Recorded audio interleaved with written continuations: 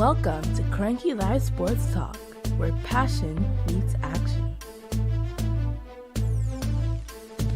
Hey sports fans, I am Cranky, and this is the Cranky Live Sports Talk, the podcast where we dive deep into the hottest topics, the biggest games, and the most controversial moments in sports.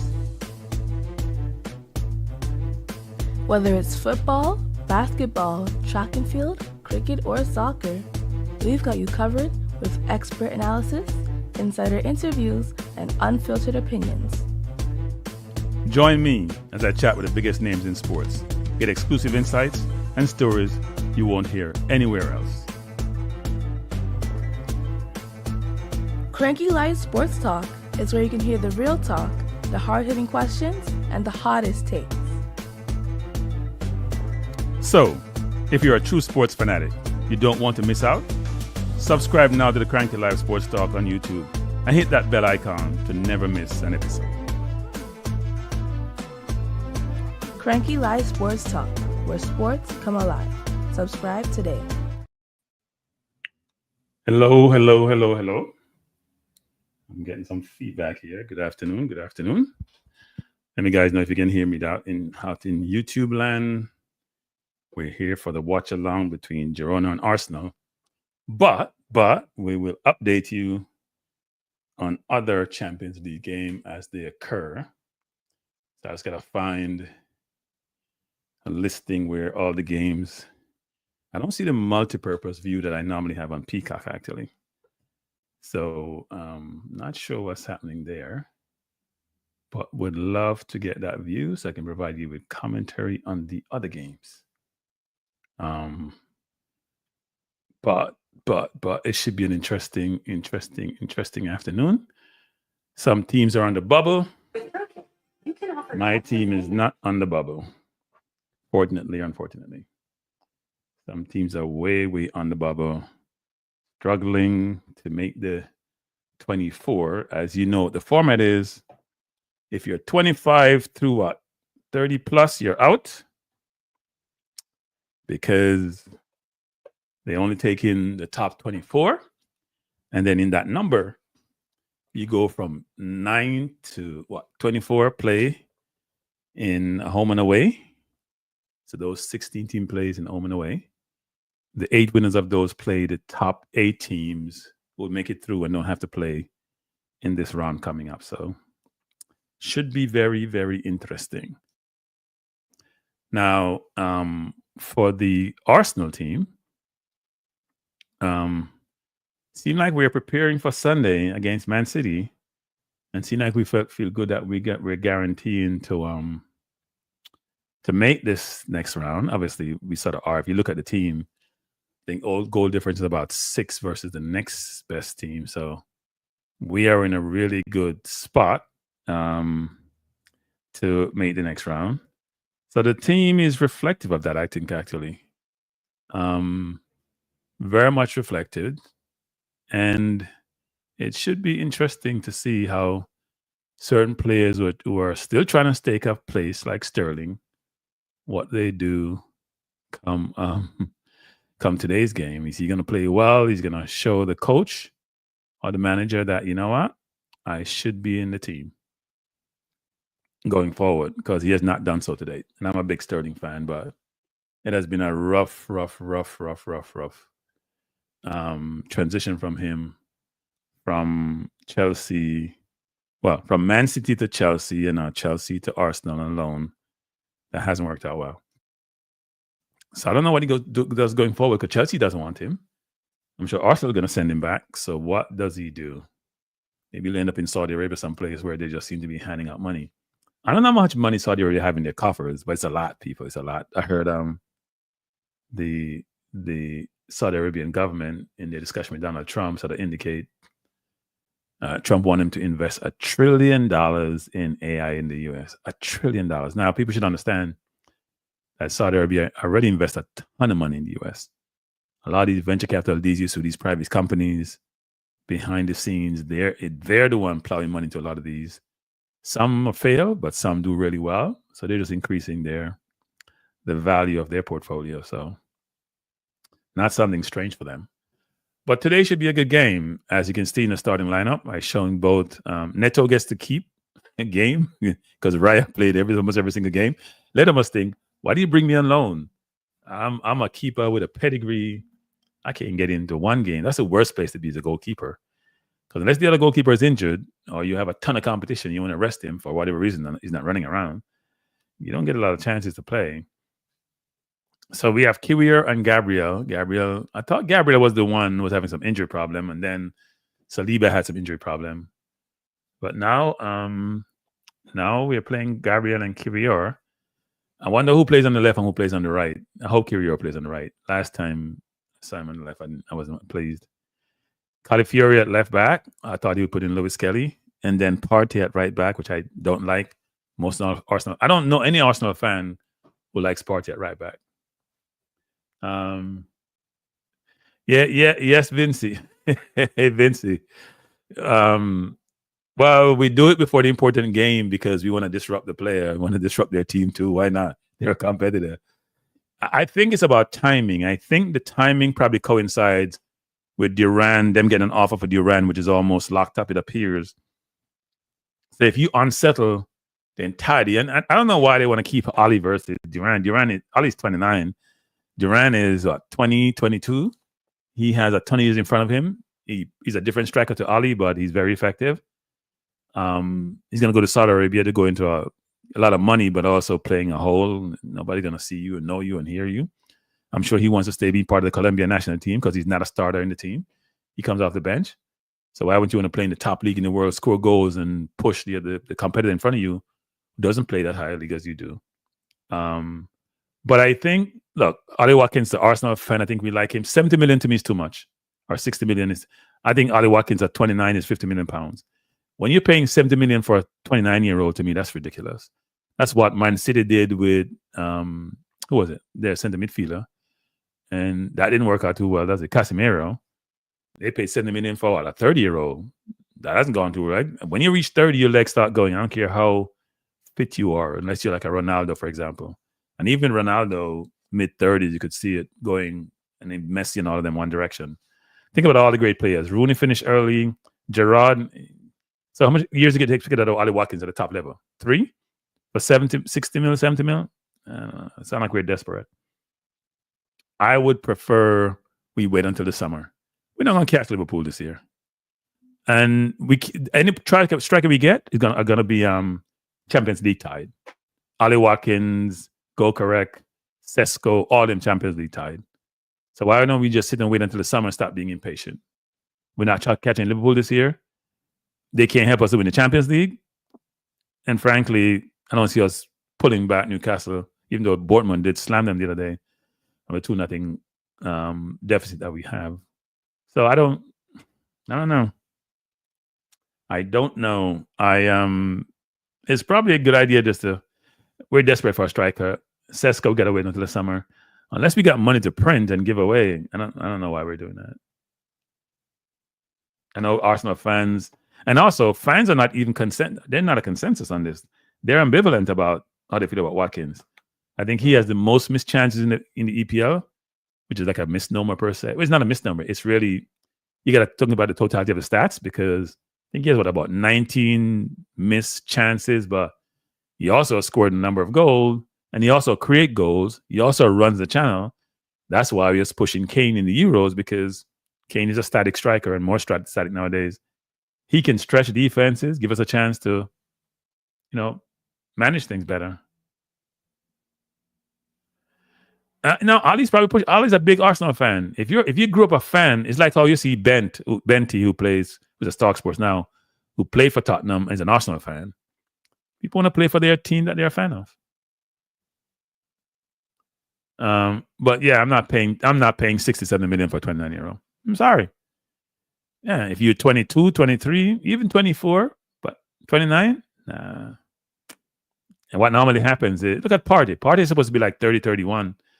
I don't think he is, but I mean, we're pushing him out for Zubimendi, right? So we're going to push out a 30-year-old who's our best center midfielder, better than anybody that we have, better than Zubimendi to me, because he's 30, then we're going to buy a 29-year-old striker. I know he's a young 29 because he He's only he just made 29, but still, I don't see it. Yeah, I don't see it. And it's not like he's one of those strikers who's like a Haaland type who scores at will. I mean, he scores and he's the thing I like about him, good holder play, he has all the attributes actually. Probably not he missed quite a bit of chances, but he has all the attributes. Some forwards don't. Jesus is a good holder player, not a good goal scorer, run the channel as well, but not overly quick. Walcott is quick, he's physical, he runs the channel well, he holds the ball up well, he can go by a man, he has left foot, right foot, he can use his head. So he's a good player. Yeah. He's a good player. Vincent said there are no transfer ties with players in Champions League with this new format. Oh, there's no ties? Okay, so I'm wrong on that then. I thought there was your Champions League tie. If that's the case, then that's why they're pushing for it then, Vincent. If there are no ties, because I thought there were ties, if you're not tied like you normally do, like in the Premier League, for example, and used to be in Champions League, if you're not tied, then I can see why they're pushing for it. If we're saying that Ollie Watkins is not tied, or Goldberg is not tied, Sesko is not tied, I think they won't release Sesko because Sesko, they're struggling in Champions League. They won't make the top 24, Leipzig, and they also, is my understanding, are close in the German league, not far out of the top 4. So yeah. So they're yeah. If there's no tie, then yeah, that's why they're trying to get him, because we're not catching Liverpool. I thought you were, I wouldn't call it cup tied, but Champions League tied with that. So if that's the case, then yeah, maybe that's what they're pushing for it. But then isn't that kind of weird that suppose we buy him and then we end up meeting Villa down the road? That'd be very weird, wouldn't it? So if they sell him to us, and I think they should, I don't think they should sell Duran to Saudi Arabia for the 70 million, because look like they have some FFP issues. I know what they call it, PSR issues in EPL. I think they should not sell him to keep Duran and sell Watkins. If I was them, Duran is young. Why would they want to keep an older player and Duran is a different type of player, but he scores more phenomenal goals and he scores frequently enough, right? So why wouldn't you? I don't know why you wouldn't. I don't know why you wouldn't at all. Good evening, Emerson. Thanks for joining. Vincent Partey can still remain on a 1-year contract, but not to play right back. Now, Partey is gone. They'd asked Arteta and his political self about Partey and the contract, and he said, well, you got to keep on playing. You know what the player can do. He's not been injured for the last 2 years, frankly. I know he's passing 30, but he's our best center midfielder. I know we try to plug Rice in there and we plug Jorginho in there. He's our best center midfielder. Now, maybe they're getting rid of Jorginho and say we keep Partey, bring Zimmerman in, but then you overload with CDM, you don't have enough 8s. So I don't know how that works. Or you play right Marino at the 8 and play Zimmerman and Partey at the 6. I don't want Partey at right back. We don't need Partey at right back. Why don't we play Lewis Kelly at right back? When we brought him against City, when we tied with them, they scored in the last minute. Didn't Lewis Kelly play right back? I know he's a left footer, but if we're playing Timber at left back, we can play Lewis Kelly at right back and put Partey in the CDM role. I don't know where he get this idea from. Nobody likes it except him, and he keeps sticking with it. Which to me is not the most logical thing. Not the most logical thing. But the hope is that, you know what, we just put this team away today. Even though I don't think Arteta cares, because the team he picks, Trossard as the 9. I find that interesting, actually. So let's go to the team. Sterling on the left. His first time playing his favorite position, because he's played on the left for Liverpool, Man City, even though he played all over for Liverpool. He played that role, number years for Man City. Played it at Chelsea until they booed him out. Anyone near is on the right, but it's mainly a 10. Trossard is playing center forward. I haven't seen him at center forward before. I've seen him left, 10, right, even though I don't think he's effective as a 10. And Odegaard will play the 10, Jorginho, Marino behind him. So you can know who's playing Sunday, based on this lineup. I would say from this team on Sunday, you probably get Trossard on the left, Odegaard behind Havertz, and Calafiori may play instead of Lewis Kelly. And Partey probably play in the middle with Rice and with Odegaard. So we see how long he keeps Partey and Odegaard in the field. Odegaard didn't play the last game, so I think he's trying to rotate minutes and make sure people keep fresh and stay out of injury. And then we bring Saliba back, who, as you know, has some muscle problems before, so probably wouldn't be playing this game even though he's on the bench. And then Kiwior, who I don't trust, and Calafiori, who's overly aggressive. Here's the bench, people. We have Saliba, Tierney. Why wouldn't you even start Tierney? It's a throwaway game. Why not give Tierney a game? Share the game with Tierney and with Calafiori. I'm going to give Calafiori game time because he's been out, but give Tierney a game. He's the best cross of the ball that we have. Martinelli, Timber, Zinchenko, Havertz, Setford, sorry. Butler, Ovediji, Rice, Lewis Kelly, Quaid, M. Hand, and Jack Porter. I'm sure I'm destroying Quaid's name. Vince said we should play 3 at the back, which will release more direct play down the middle. We're not going to play 3 at the back. It's not his style. We sort of play 3 at the back if you think about what inverted means, but I'm ready to play 3 at the back. We don't really play 3 at the back. But Vince, here's another thing, Vince. If we bring in Zubimendi, then one of the CDM must sit on the bench, and they're not paying 50 million for Zubimendi to sit on the bench. I'm paying Partey 150 to be a part-time player. That's not happening. So if I'm a Premier League team, I can't wait for them to say Partey's out of contract, people. We're not getting any money from him. I don't know why wouldn't they give him a 1-year contract and then sell him if that's the case, if you're going to sell him. So Partey now can go negotiate his own money. If I was him, I'd go to a Premier League team. I'd go to Man U. You know, I mean, they want to do that. May want to leave England, but England is where the money is. So I'd play for a Premier League team. Man U could use him. They don't have any CDM. They have Ugarte and Casemiro. That's not working. And Partey still looks good, actually. After those 2 years of number of injuries, he looks like a player who's been reinvigorated. He's up for the challenge. So hopefully, I don't know why they have City game on here when I put it on the Arsenal game. Let me go again. They have City on both channels, actually. This is not a good look. Let me go find my Arsenal game.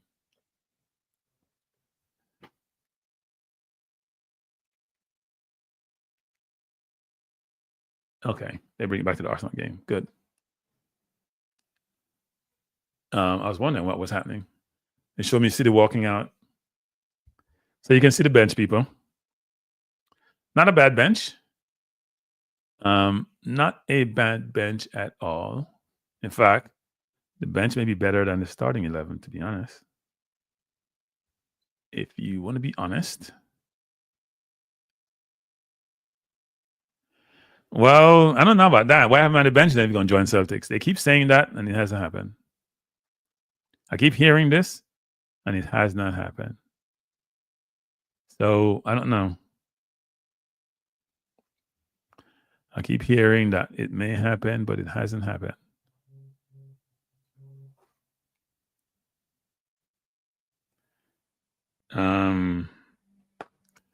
But we will see what will happen. We'll see what happened. Tierney, I think, has been a good servant. Injuries have destroyed his career. Knowing him, he probably played 3 CDM. So here are the standings. Wait. This is not what I'm looking for. The wrong thing. Let me rechange. Let me take this off. Trying to pull up another.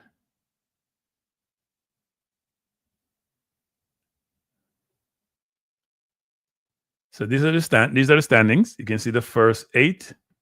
Arsenal is sitting at 3. Bring this down. So Liverpool has won all their games, all 7 games actually.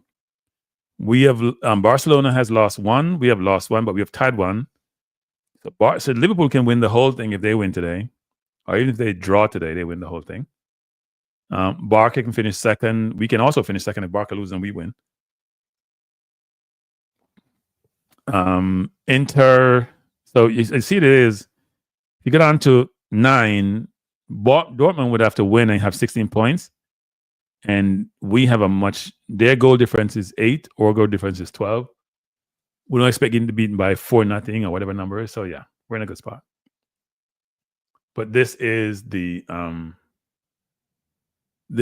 standings. Now it's like the Premier League, and you go to the bottom 3. It's more interesting down at the bottom. So you go 8. If you have 13 points, you're secured, it looks like, even though it's close. Now City has 9 points. If they win, because they're playing Bruges. Bruges. I don't see him. City needs to win. Club Bruges is 12. City beat Club Bruges. They're tied with them. They're a better goal difference, so they would go through. And also, if these results go against these teams, even though I think most of them probably will do well. So game is off. The Arsenal look like we're in dark colors.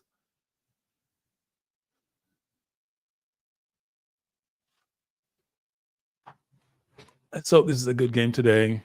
We put away Girona and early and often and get over with this game. So City may be out. They have to win. That's for sure. They have to win, and if they beat Club Brugge, they're through. That's all they got to do. And then he's going to be nightmare for somebody else, because would you want to play City in the next round, given that they've bought a couple of good players and they may come back to form? See, that's part of the problem you face with teams like that. Foul on Sterling, free kick to Arsenal. City pressing Bruges, but they're playing through them.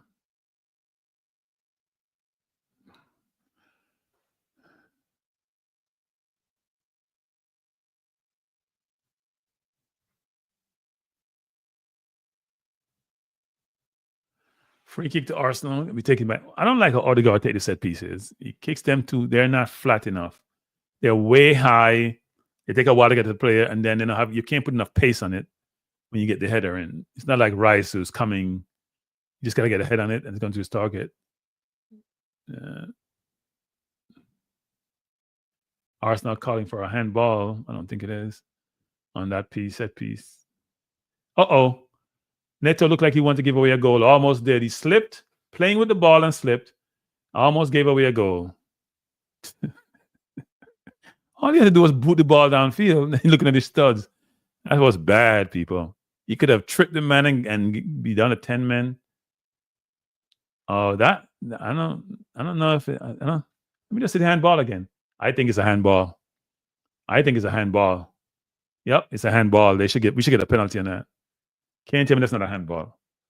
I know it's almost at his side, but he put his hand there. Should have moved his hand. They're not going to give it, but that looked like a handball to me.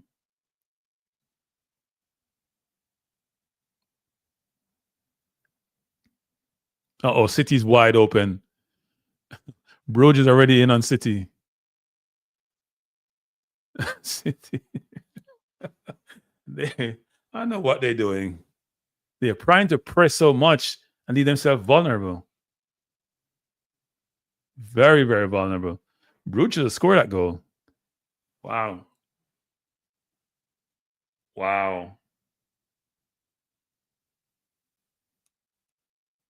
I don't know if City gonna make it the way they're playing. Everybody thinks it's a formality for them. In the first, Arsenal, Odegaard coming forward to Nwaneri. Nwaneri need a good game today. Didn't play well his last game out.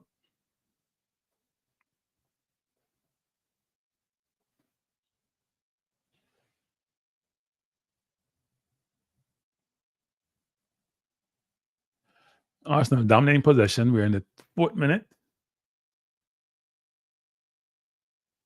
Villa up 1 already. That was quick. Who scored that goal for Villa? Didn't see. Arsenal. Sterling coming forward. Over dribbled. Yes, Sterling dribbling sometime, but his dribble is not going anywhere. It's not purposeful dribble. Oh, Sterling with a shot wide. Should have hit the target from there. He had his chance. Had the ball outside of the right side of the box, come inside, turn, and try to go far post. Wasn't far away at all. That was close. That was very, very close. Had a good chance to hit the target there. He needs a goal badly to give the manager some kind of comfort in his in him playing him. Okay, Vinci have all these scores.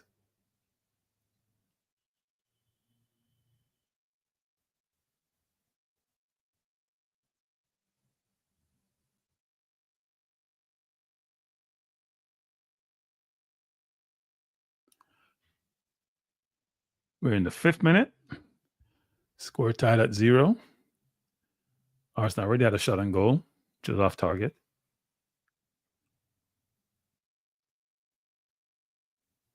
City playing a high line, people. If you beat the first, you can be in your own half and don't be offside against City, and you're in a good place. Girona coming forward. Cross in the box, played out by Gabriel.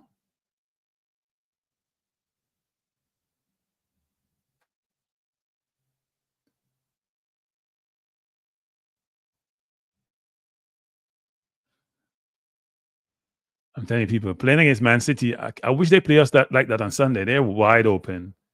Like wide open. If you have some speed up top, then you're in a good place with them. Wide open. The left side of the field is wide open. They have the new kid playing over there. He's too high.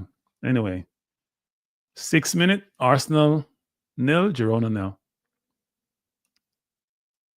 You can tell I'm watching 2 games at once, people. Arsenal game and the City game.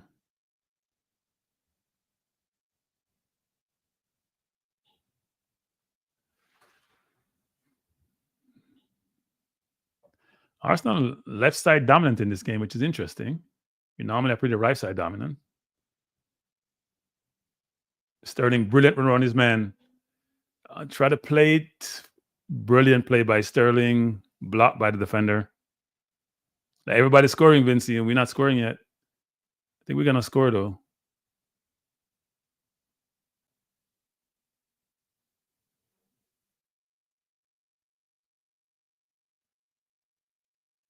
Arsenal coming forward. Calafiori out wide to Sterling. Sterling looking for a pass. Can't find one. Plays it out to Marino. Marino out to Nwaneri. Cross into the box. Trossard missed the sitter. Wow. Ball into the box. Right foot by Nwaneri. Beat the defender. And he missed a tap in. I don't realize he missed that tap. Oh, the ball hit him on his shoulder, actually. That ball hit him on his shoulder. He didn't know where it was. He didn't know what to do. I need to be out in front of him, actually. Thought he could have tapped that in, but it was a little bit behind him. Sterling and Nwaneri looking good so far, actually.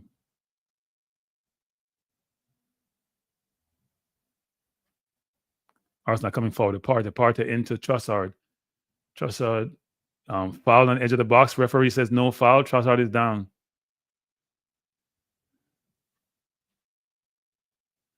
Girona coming forward, and we are out of position.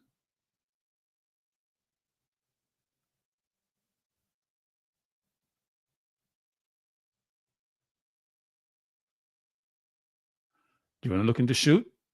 Ball headed over for a corner to Girona.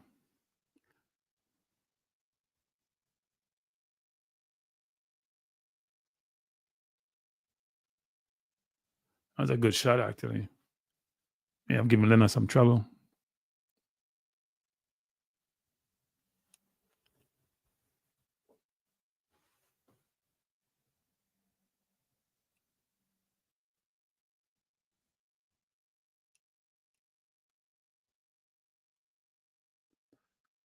Corner come over.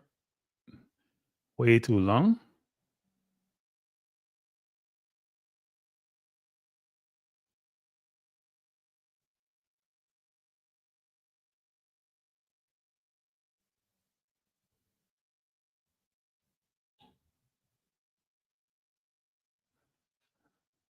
We're in the 9th minute. In fact, everybody's up 1-0 Vinci except our game and the City game.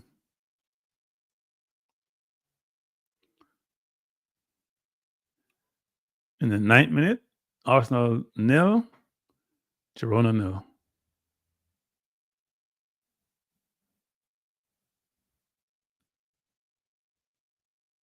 I think we have had one, I would call it a quarter chance. Wouldn't even call it a half chance. One for Trossard, he was just all mixed up about how to move for that ball.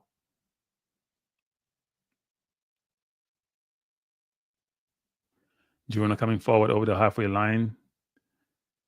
Go out wide.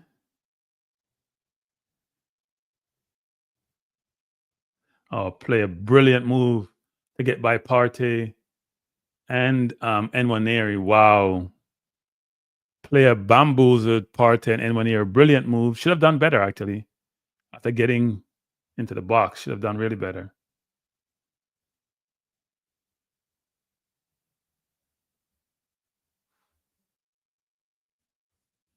Arsenal trying to play out. All to Calafiori. That was a brilliant. Why am I forward? My wingers can't make a play like that. He bamboozled two Partey and Nwaneri with one move. Odegaard coming forward. He has Nwaneri on the right. Goes inside to Trossard. Trossard back to Odegaard. Over to Gabriel. To Sterling. Sterling coming forward. And he's trying to point and telling people in the box they need to make themselves available. Yeah, we're not moving right up front. We're not giving. Brilliant pass by Sterling. Goal, Calafiori. Brilliant pass by Sterling to Calafiori. Ball in the back of the net. Brilliant pass. Is it offside? Oh, wow. Offside goal. That was a brilliant. Yeah. Yeah, he moved way too early. It wasn't that terrible, actually, in terms of his movement. The man on the right-hand side could have kept him on. Brilliant pass by Sterling, though. Too bad he was offside. The defender is far forward. Wait. What's the referee doing? Okay. Well, now we are starting to press high up the field.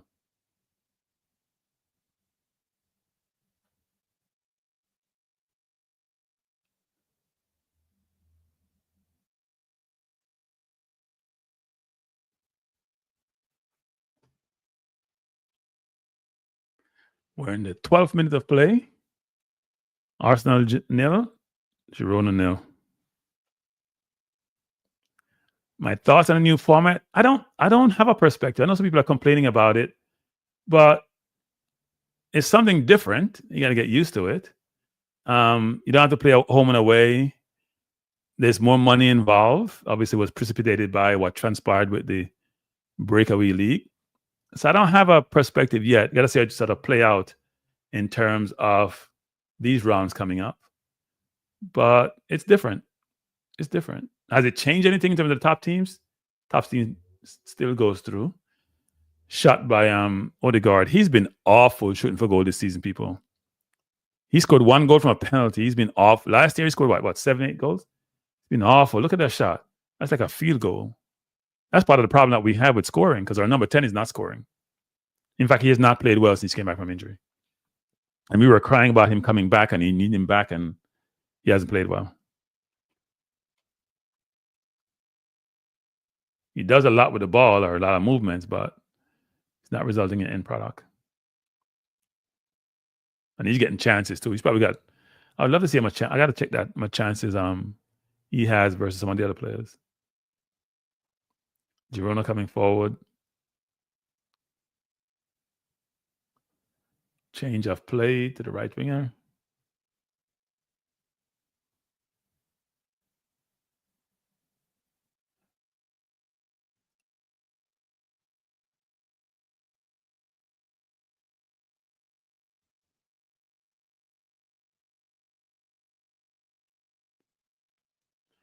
Girona starting to keep the ball and have us chasing.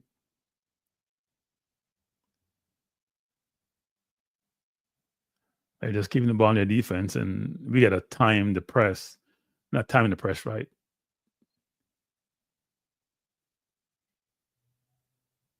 They're keeping the ball well, though. They have us running around.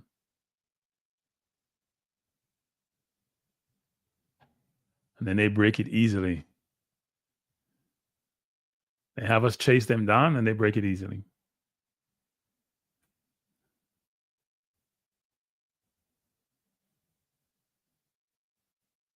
They're playing very, very smart, actually.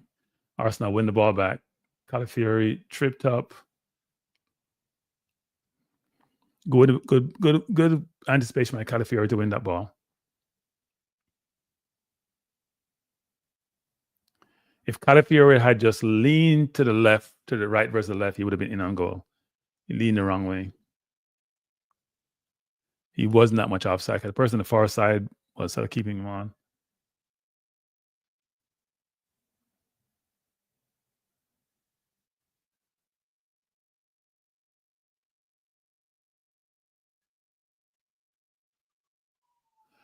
If you just joined us, Arsenal and Girona scored tied at 0. We're in the 16th minute.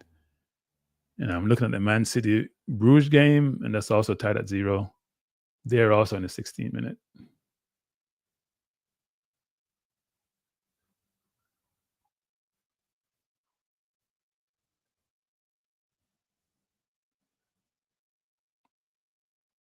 Trossard is coming deep. We have nobody up front then. Trossard got to understand, if he's going to be deep, then there's nobody in the center forward position. Go in your position.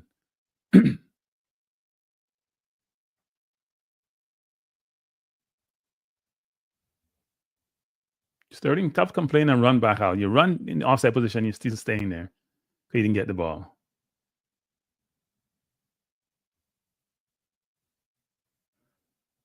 We're trying to navigate against this team, but they're now packed in. They have 4-8. They have everybody in the box. Sterling trying to give direction about what people should be doing.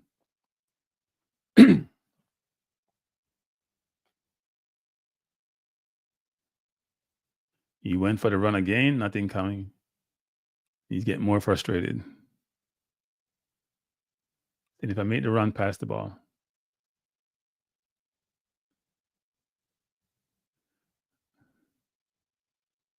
And Nwaneri out wide, trying to beat his man.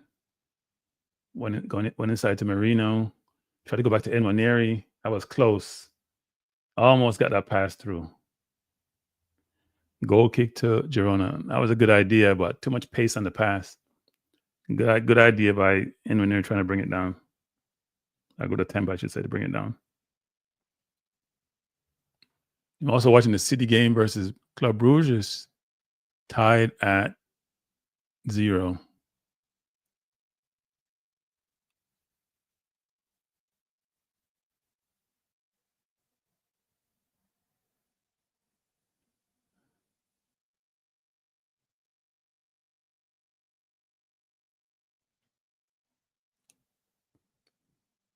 If you just join us, the Arsenal starting lineup. Nwaneri on the right, Sterling on the left, Trossard in the middle, playing center forward, playing the 9 with Marino, Jorginho, and Odegaard in the middle of the park. And in defense, Kiwior, Gabriel, Calafiori, and Partey playing out of position at right back. Score tied at 0 and it's in the 18th minute.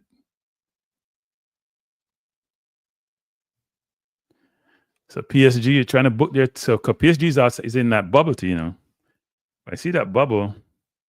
PSG is booked their way, aren't they? They're right now in position 16th. So 16 points could take them all the way up to top 8. Depends.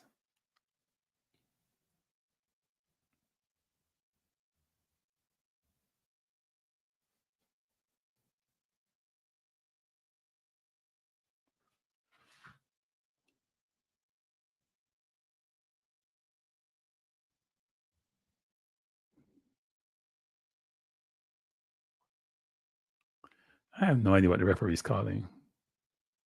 I don't know where the foul is. Call the foul on Gabriel. I didn't see the foul. Where is Real Madrid? Let's see Real Madrid, where they are. Real Madrid is in 15th place If they win, they go on 16 points, still maybe outside the top 8. Partey coming forward, play the ball to Nwaneri. And when they go down the line, trying to go outside, trying to cross the right foot. Good play by the defender to block it out of bounds.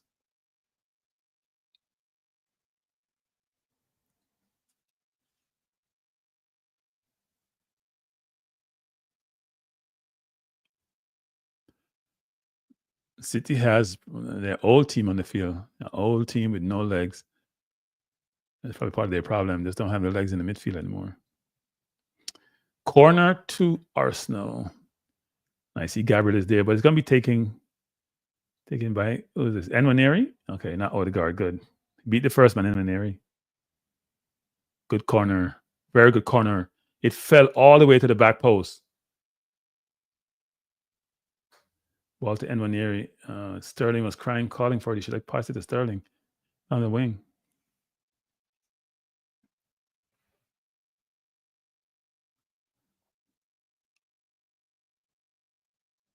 Arsenal coming forward again. Oh, Sterling got hit down in the box, but no call by the referee.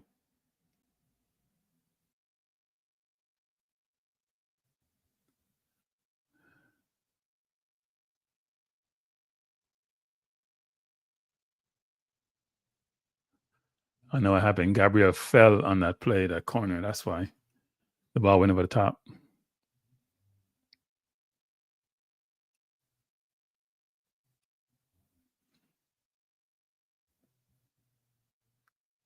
Surprised Milan is losing, though, 1-0.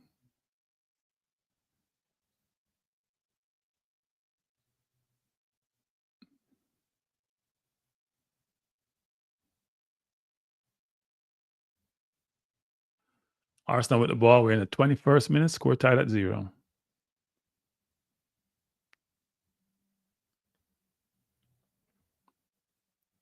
Partey now in the middle of the park, orchestrating.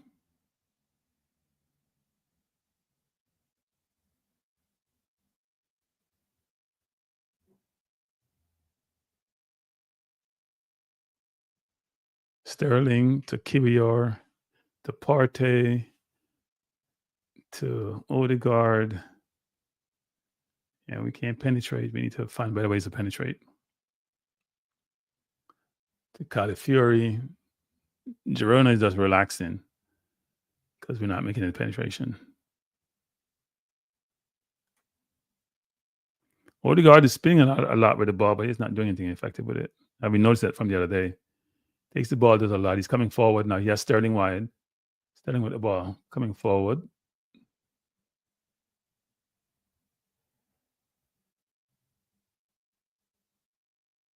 Trying to get a 1-2 from Odegaard. Didn't work.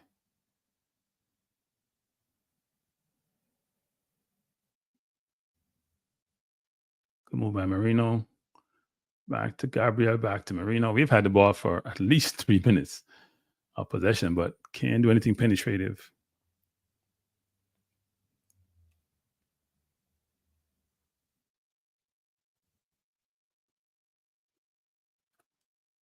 We need to recycle the ball to the right side. We're playing on the left and not doing anything over there.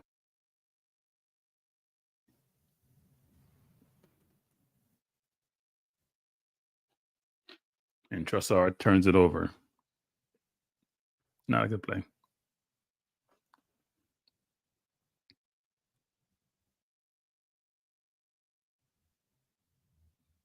Not a smart play by Trossard, actually. The man's not going anywhere. Not sure why you fouled him. 23rd minute, score still tied at 0. Arsenal versus Girona. Man City coming forward. De Bruyne plays it to Silva. Poor shot by Silva. One pass beat the entire Arsenal press by Girona, and they're coming forward. One pass split it right down the middle. That should never happen. Bad decision by the Girona player. Sterling with the ball coming forward. Plays the ball right out to Trossard and is going forward.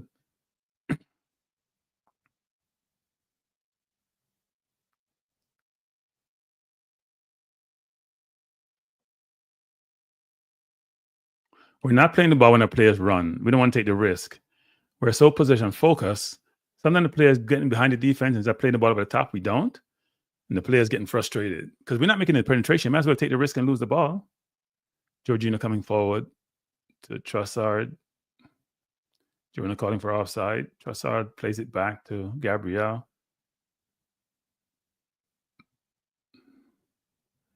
Arsenal recycle it, win it, recycle it back. Trying to penetrate, but penetration is poor. Got to go over the top sometime. You can't keep playing the ball right in front of the defense and making nothing penetrative.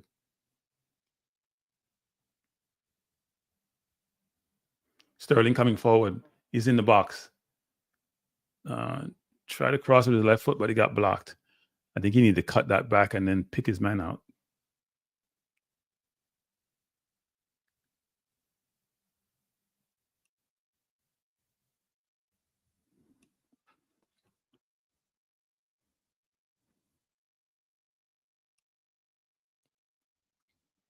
If you just joined us, we are watching the game between Arsenal and Girona. Score tied at 0.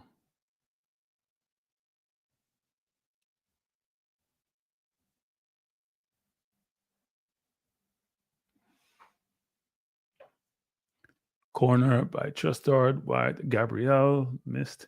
Headed across, played out by Girona.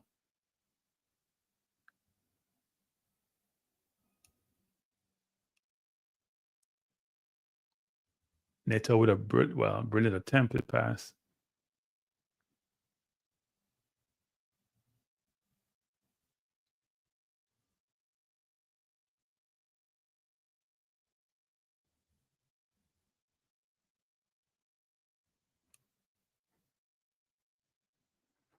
Sterling collided with the Girona player who is down and reading. Not sure what happened here. He got stepped on.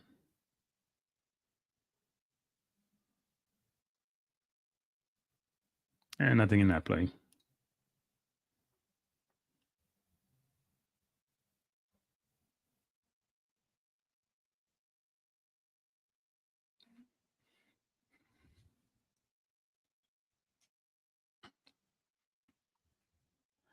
We need more penetration. We need to do a better job of breaking down the defense. Not working so far. Not working.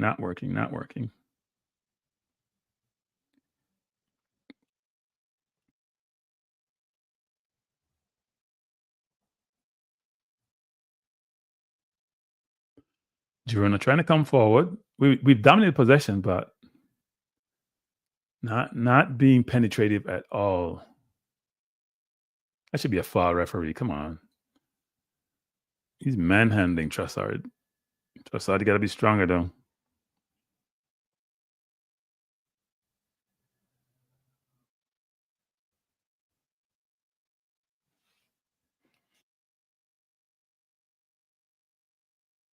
One love, Girona. What the hell is Neto doing? What is Neto doing? He's nowhere close to his goal. What is Neto doing? The man ran off Partey. Neto just did a Sanchez. One love the Girona. What the hell is he doing? Where is he? He's way outside his box. He's nowhere close to his goal. He's in no man's land. I know we're playing high, but that was poor. Poor. Jesus, the forward didn't have to do anything. And Partey's not a right back. That's why this happened. So they have the ball. The man run off Partey. He's offside by a mile. At least it looks that way anyway. And Neto is nowhere. Partey didn't realize that he was running off him. That's poor defending, by the way. He looks offside to me, but hey, I could be wrong. We'll see. I had a poor angle. Partey was asleep, and Neto is trying to touch the ball outside the box. That would have been a penalty and a sending off. He's clueless. He ain't kept in a while. He's trying to save the ball from himself. If he saved the ball, he would have been sent off the field. People. That was dumb. He was trying to compound the problem. And it's a goal. It's not offside. I thought it was offside, but Partey fell asleep. He had no idea the man was running off him. Partey's not a right back, Arteta. You own that.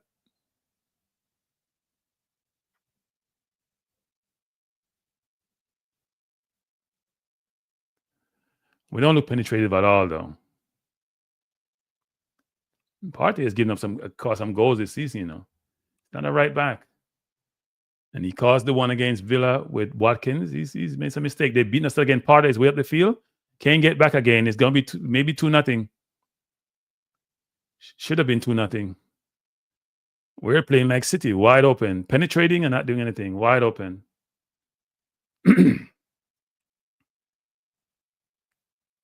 Girona coming again. We look very vulnerable.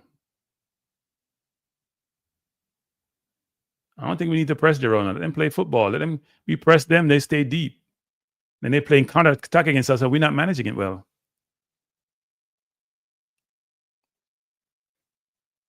That was bad a while ago. Wide open. Not a center half or any place.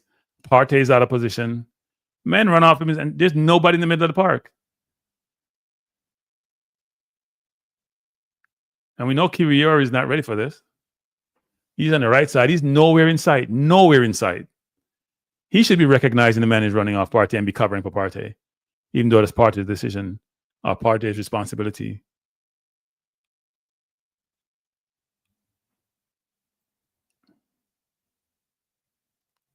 Just join us. We're in the 31st minute. Arsenal losing by 1-0 to Girona.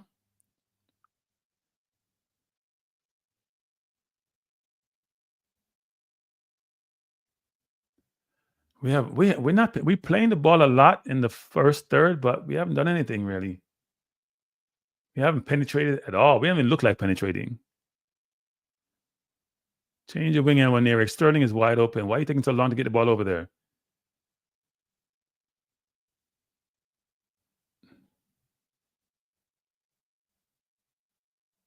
Corner again to Arsenal. At least Sterling is getting by his man, but he doesn't have any left foot to put the ball at the far post.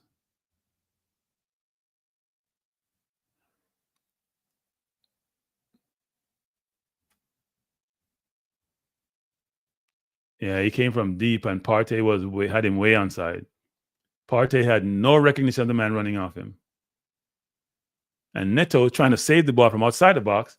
He's in no man's land too.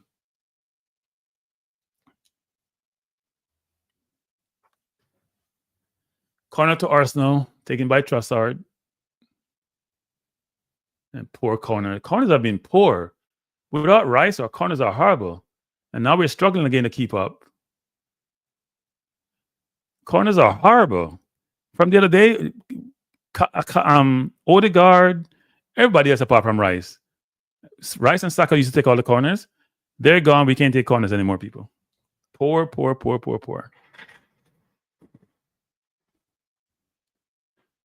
Very, very, very poor.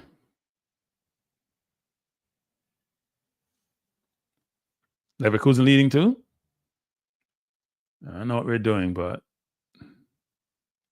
Leno in the what's his name in the goal? Neto in the goal looks suspect. Play the ball at the Sterling wide. Stop dancing around with the damn ball, Odegaard. Sterling trying to go by his man.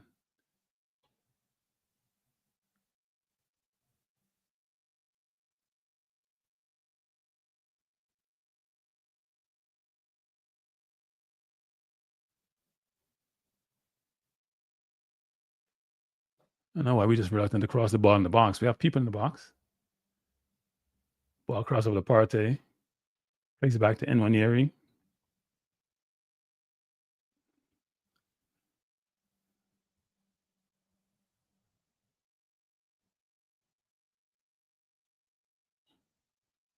Jorginho.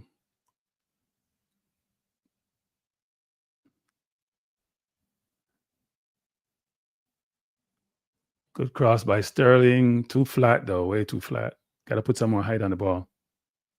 Bounce off Trossard out of bounds. Goal kick to Girona. Keeper came and he's in no man's land. He has no idea where he is. He made the forward. It was really easy for the forward to score. And he's trying to save the ball from outside the box, which means it would have been a red card if he saved it. Now we're losing float. Poor defending. A right back who's on the right back doesn't realize a man running off him. A keeper who hasn't kept shows he's out of position. We're trying to press them hard, but they're just beating the press, and then we're struggling. Look at Kiwior. He's just a poor defender. He's not a good defender. Yeah, man, just go by him. Kiwior just poor. Girona should have scored again. Poor. Kiwior can't defend himself. He had Marino all over the place. Kiwior has no idea what he's doing. Girona, when they attack us, we're struggling.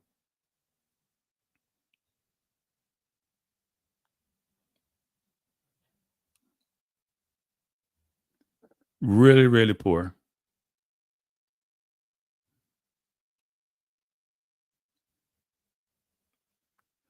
Girona coming forward, trying to get behind us again. It looked like they could score again. Neto trying to find Trossard. Not a good idea. He has 3 men running with him. Not a smart idea. He's just giving the ball back to them. Not a smart idea. Trossard again run, leave nobody. Yeah, we need to change the results.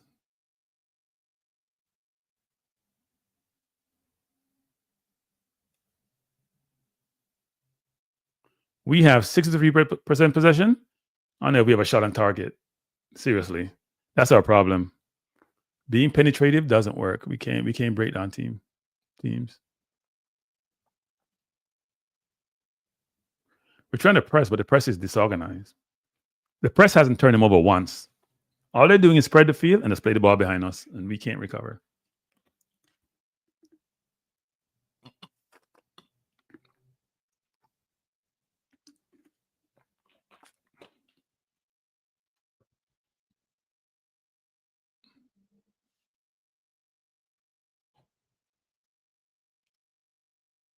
What's the referee calling?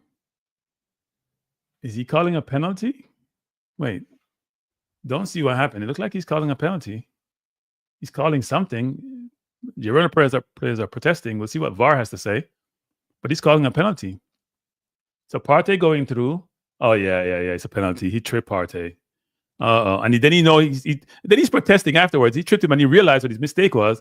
Partey going through. He tripped Partey. Then he put his hand to his head and realized, I messed up. And then he's going to, after the play's done over, he's going to complain. He tripped him. Yeah, he tripped him and realized he made a mistake. We don't have a penalty taker though. If VAR says it's not a penalty, VAR needs to go away. What are they saying? What happened? Is VAR saying no? I don't know what VAR is saying. VAR, you can't. That's not a clear and obvious error. You can't call that back. It's a penalty, and it should be Jorginho. It's Jorginho, yes. So penalty to Arsenal. We're in the 37th minute. Penalty earned by Partey. Tripped up by the defender. Let's hope we can put this away. Last penalty was taken by Odegaard. It was a miss. This one is by Jorginho, who takes penalty used to be at Chelsea and also for Italy. He did miss one in the Euro a few years ago. 4 years ago in England. I think he missed the penalty shoot against England, and then we had Rashford and Sancho and Saka all missed. He's going to go up, he's going to fake, and then he plays it in the corner. Goal Arsenal. He jumps up, stops, keeper makes a decision, even though the keeper went the right way. But you freeze the keeper when you jump. So they may go the right way, but if you freeze them, yeah. 38 minutes, score tied at 1.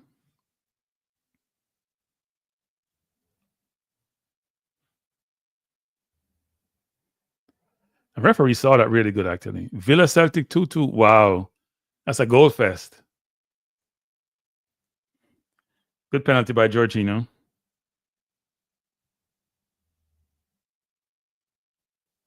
Keeper came close to it, though. Could have saved it.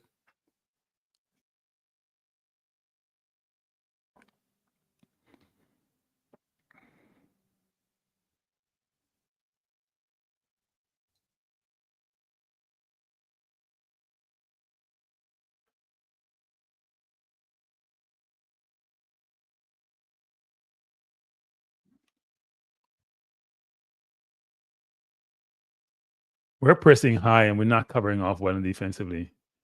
Calafiori is playing like he's a midfielder, which is not helping. Calafiori coming forward. Sterling out wide. Should give it to Sterling. Sterling looking for a cross. Plays the ball into Marino to Calafiori. Trying to go back to Marino. Not smart. We're way high. If they break the press, we're in trouble. Cross by Odegaard.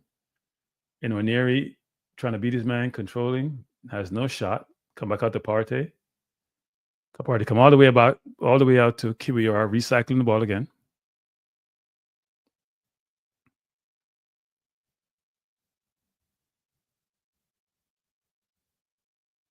Corner gain to Arsenal. That must be about a fourth. Oh, that's not corner. It's a goal kick, actually. I think Sterling was just offside.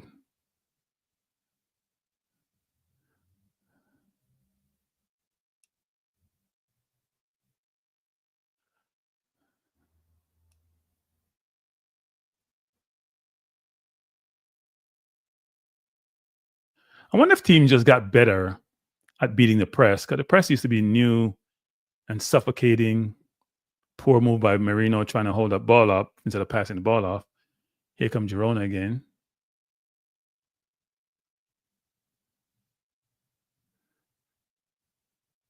Girona getting chances against us. That's about the third or fourth chance they've gotten the game. Really good. They've got more clear-cut chance than we have. They just don't make good decisions.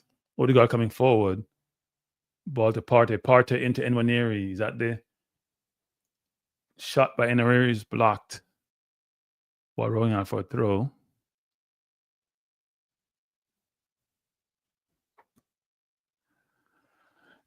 Girona getting back because obviously they're playing counter-attacking football. Nwaneri looking to shoot. Brilliant goal by Nwaneri. Brilliant goal. He was always setting up for the goal. He came inside, tried to fake, covered, went again, goal. Can you guys hear me? Somehow my mic sounds different. Okay, it's better. Brilliant goal by Nwaneri Farka. That's what Sterling needs to do.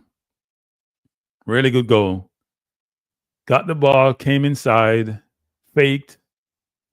So he was in an onside position. He got the ball, came inside, took the man in, fake, went out, and then just went far corner.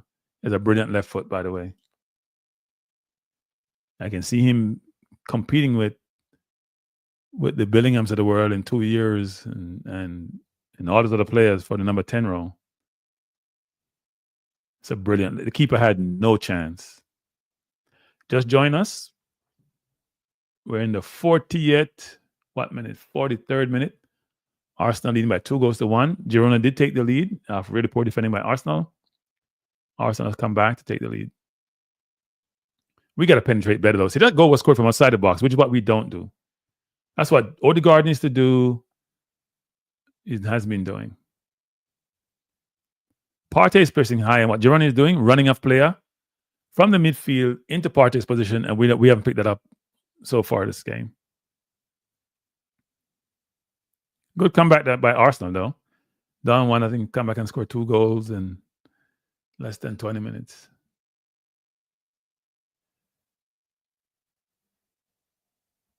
They're trying to pull us up again, and they're doing it really well, actually.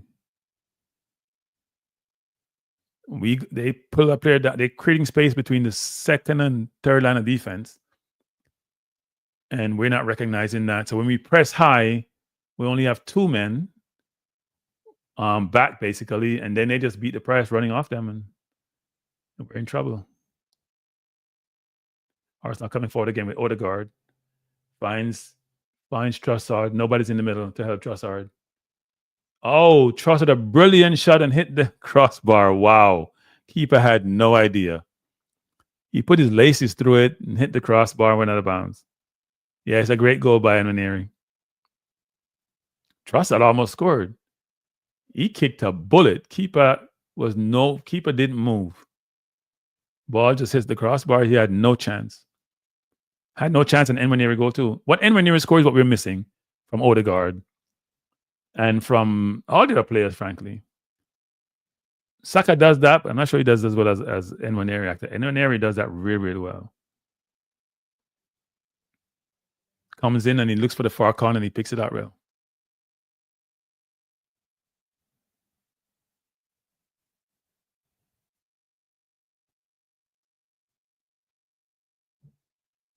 Oh my Lord. I'm watching Bruges playing against Man City, and the player just one love to Bruges. The player just destroyed Diaz. That's how they scored a goal, you know. The players fake up field and Diaz went the wrong way, created a chance, the man came in and put the ball in the net. That's just poor defending, people. You're defending your goal, the man fake right and you go right instead of staying back. Was that Diaz or was that Nunez? I don't know why Nunez is on the field for Man City. I don't know why Pep sees in Nunez, seriously. He was decent at Wolves in the middle of the park, but he's been poor for Man City and he gets played. He must have secret for Pep. He keeps playing him all the time. I'll play him on the wing. Gundogan lost the ball. They're coming forward. I thought it was Diaz, though. I think it's Diaz. The man faked to go right and go left, and Diaz is going up the field. Why are you going up the field? Or Nunez is going up the field, I should say. Why are you going up the field? Your tackle should be to protect your goal. That's poor defending. Poor defending. And then there's nobody in the middle. Look at this. Nobody in the middle. That's awful playing. Sterling into Trossard back to Sterling. Stress it. Sterling overtouched. Throw into Arsenal. That's poor defending. Jesus. Man, fake up field, he go in field. Nunez shouldn't be on the field. I keep telling him this. He's playing my right back. Because the new kid who came was poor on Saturday. He got issues. Put Stone at right back then. Calafiori with a foul throw. Pro shouldn't have foul throws, you know. Or is it halftime? Gotta be halftime. Can't be a foul throw.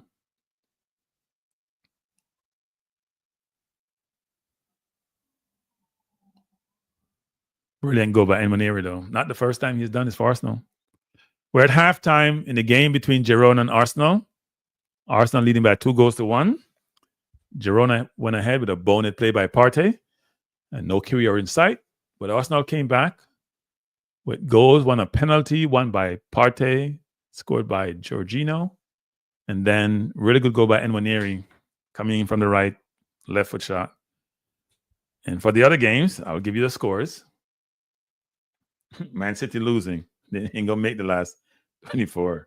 Man City losing. Man City look like us, actually. We're playing tiki-taka football. All the team is doing is countering them. So in other games, Aston Villa versus Celtic. Why? Didn't Vinci say that was 2-2? Vinci, I don't see 2-2 here. I see 2-1. So let's see the score. Aston Villa 2, Celtic 1. Let's see who scored for Aston Villa. Marcus Rogers. That's another good player. England have a lot of good players, you know, people. You think about it. A blossoming Nwaneri, Palmer, Billingham, Foden, Marcus Rogers. They're all 10s, frankly. I know Nwaneri playing wing today, but they're all 10s. So it's going to be interesting to see who they play. Because Rogers' team is a brute. He just runs by people. He scored 2 for Villa, and he's just getting better and better and better. Atalanta leading Barcelona by 1-0. Goal scored by Zappacosta. So if Barca loses, can we pass Barca? Wait. To be going second, because people, every round, you get money. And you get bonuses depending on where you finish. Yeah, we can pass Barca. If they lose, what they have 19 points and we have 19 points. If they lose and we win, then, yeah, we can pass them. We can do that. So hopefully we do that. Let's see other scores. Bayer Leverkusen leading Sparta Praha by 1-0. Dortmund leading Shakhtar Donetsk 1-0. Real Madrid, goal scored by Rodrigo, is in great goal scoring form, leading Brest by 1-0. Dynamo Zagreb leading Milan by 1-0. Just see a news come across here.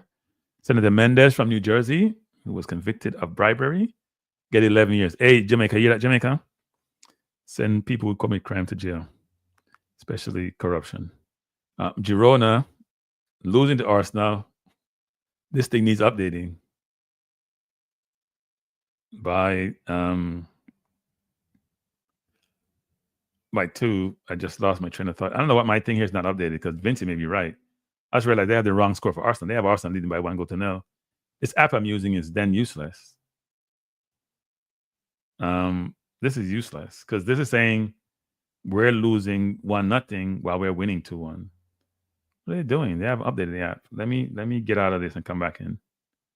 Maybe let's go to this site for go to the. No, this thing is not right. I'm not sure what happened actually. PSV and Liverpool are 2. Liverpool must not be playing their best side because they already won the. Well, they haven't won yet. They're not number 1 seed yet.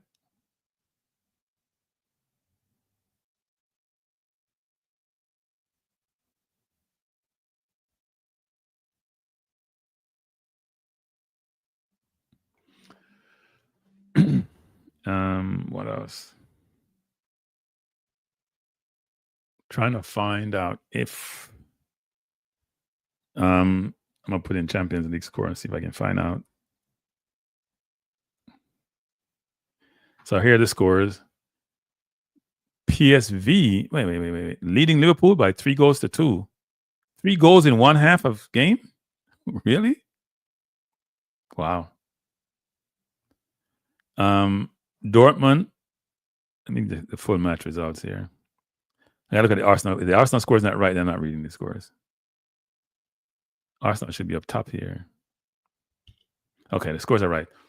PSV leading Liverpool by 3-2. We're in the 47th minute.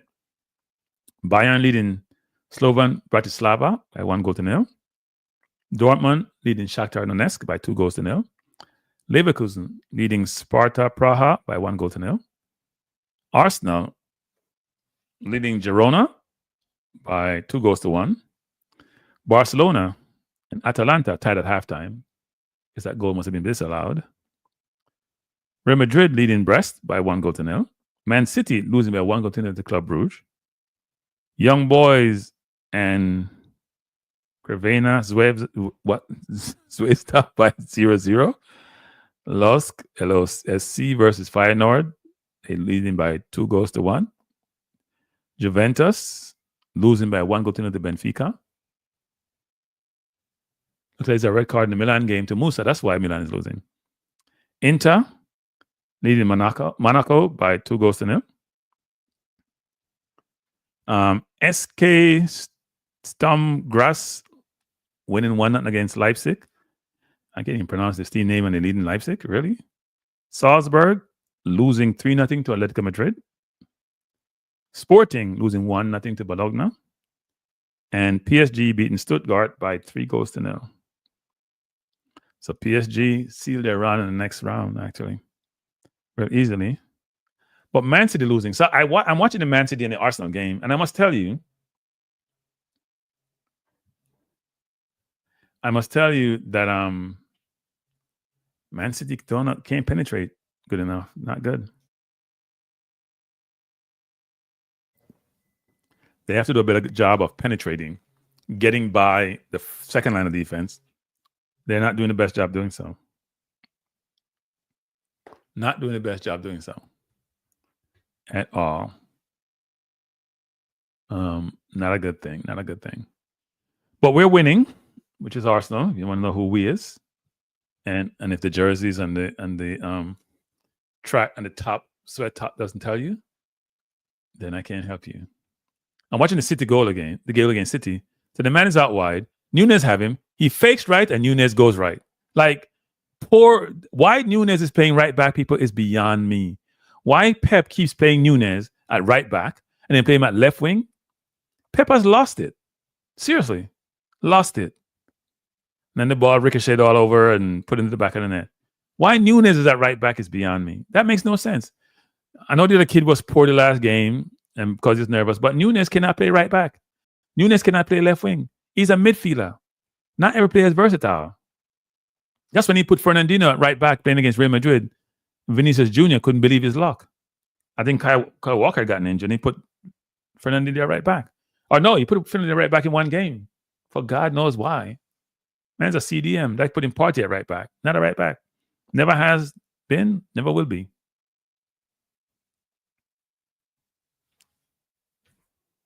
Yeah, I need to see who's in the Liverpool team, actually.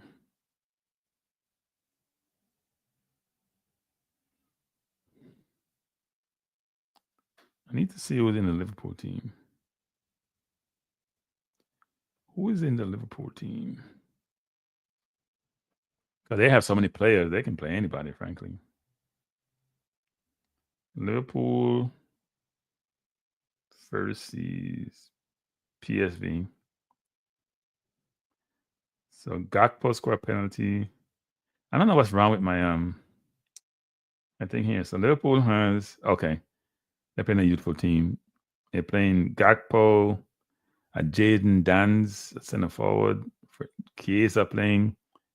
They're playing a young team. McConnell, Endo, Elliott, Tsimikas, Robertson, Kwanzaa, Bradley. They ain't playing no first team starter. Let's see who they have on the bench.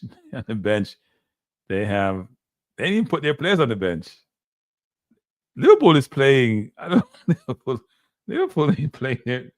Liverpool ain't got nobody on the bench, actually. Liverpool is playing their under 21s.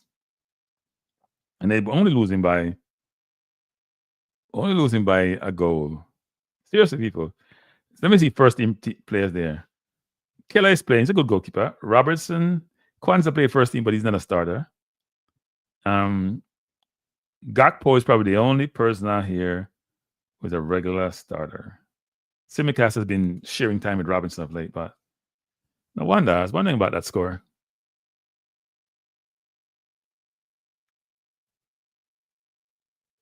I was wondering about that score. Wonder if they have the up-to-date standing. That would be good.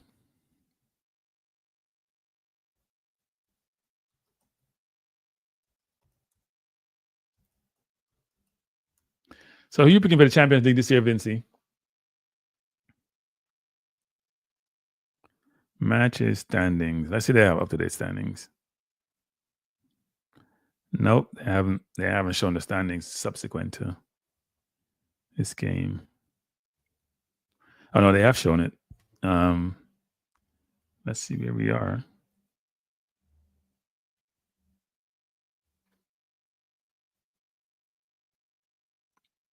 So let's look if the standings remain as they are.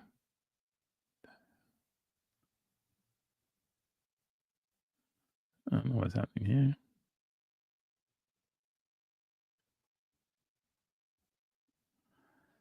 If they remain as they are, these are the standings.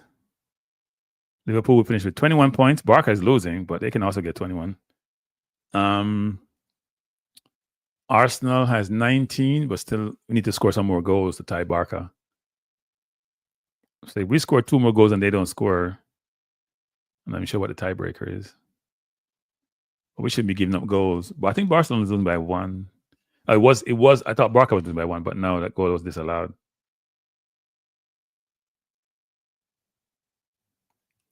So this is the standing, people.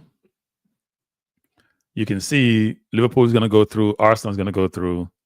Inter, Atletico. Because this is how it stands now. If it holds up, actually, Atletico going through anyway. They're leading by 3 goals to 0. These are the teams top 8, and as it stands now, Manchester City would be in 26th place. So they need to win this game. If they win this game, they are through to the next round. But right now, they don't look like they're going to win anything. Let's see what team will drop out with them. Stuttgart and Man City. But yeah, that's all it would be. Juventus would go through, even though they're losing. Celtic would go through. Well, not guaranteed for Celtic. They have 13 points. But yeah, 13 points probably should get you through. Villa's in 13th spot. They win their game, they go up to 15. It's a little bit closer. Or go up to 16, I should say. So interesting evening in the Champions League. It's amazing where City find themselves, though. I mean, anybody see City last year play, winning so many games, giving us a hard time because we chased them, and then they chased us down. No, we chased down Liverpool, then they chased us down. And this year, they have just bad decisions all around, including the manager, by the way. Manager owns some of the decisions. Why I keep playing Nunes at right back, I have no idea. Poor decision. I watch Nunes play anywhere but midfield, and he's lost. Totally lost. Let me see what Man City have on their bench, because they got any one of those kids they have in the academy can better than Nunes at right back. Like, it's criminal. I think Pep owns that. If they get knocked out, Pep owns that. Why the hell do you have Nunes at right back? You cannot explain that. Let's see what you have on his bench. He has Scott goalkeepers. He has a kid, Malix Alene, Rico Lewis. Why Rico ain't playing over Nunes? Why is Nunes playing over Rico? Whoa. Came it up. There's a lot on his bench, though. I don't see any Grealish here. I don't see any Doku here. He has Nico Riley, a very good player, skillful player. Probably more effective than Foden because he can get by a man quickly. McAtee's there, Jacob Wright, Savino. So he has two defenders on the bench, which is Ayeni and Rico Lewis. I'll play Rico Lewis instead of Nunes. I don't know why he has Nunes on right back. And Pep doesn't look right at all. Pep looks stressed.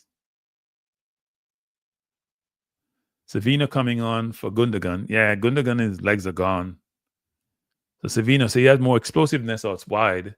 Probably move Foden into the middle and Savino at wide, actually.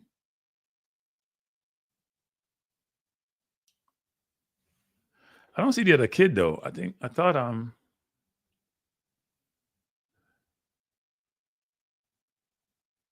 don't see the kid that they bought this weekend. The City game is getting ready to restart, and Arsenal players are now walking out from the tunnel, walking into the field. You guys may be a little bit ahead of me because I'm on Paramount, which is a streaming service.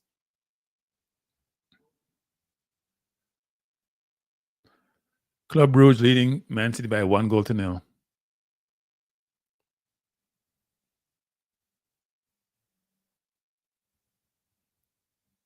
Corner right away by Savino. Savino's going to run on his man all game. So it should be an interesting game, actually. They can get the crosses in. And when Nery's back out after his goal, Sterling needs a goal badly. Jeez. Or an assist, something. To justify his £100,000 a week salary.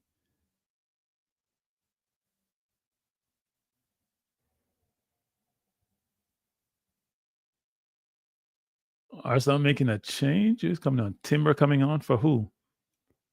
Must be Partey coming off. Shouldn't have been playing. Yep, Timber Partey. Partey shouldn't be at right back anyway. A good substitution. We can save Partey for Sunday. Playing CDM beside with Odegaard and Rice. That's the team for Sunday against City. We need him for City. So one change by Arsenal. Partey off, Timber on. I don't know why he started Partey in. I know Timber have difficulty lasting games, but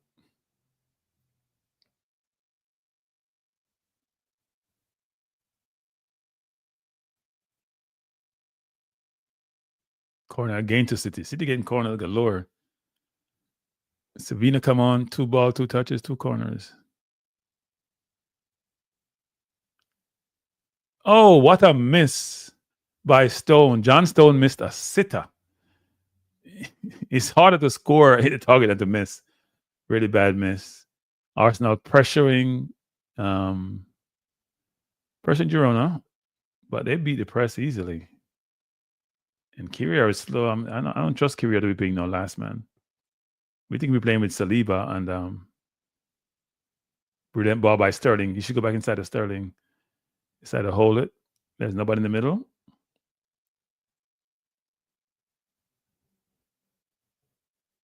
Sterling tripped up. Referee doesn't call a foul. It's poor by the referee. And Sterling is down. He's not getting up. He's just barely getting up now. Thought he was hurt. Oh, almost a deflected goal, actually. And when you try to pass, defender tried to flick it out and almost went to the goal.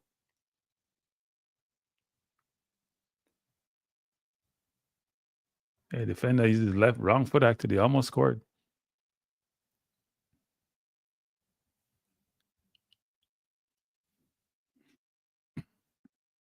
Corner to Arsenal. Come on, Trossard. We got to beat the first man with the corner.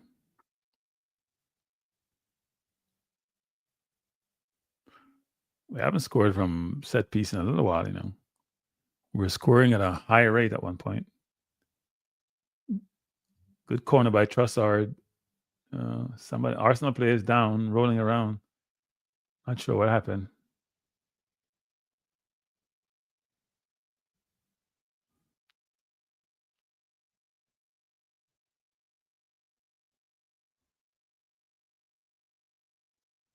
And Gabriel needs to do better than that. It's on his right foot, though.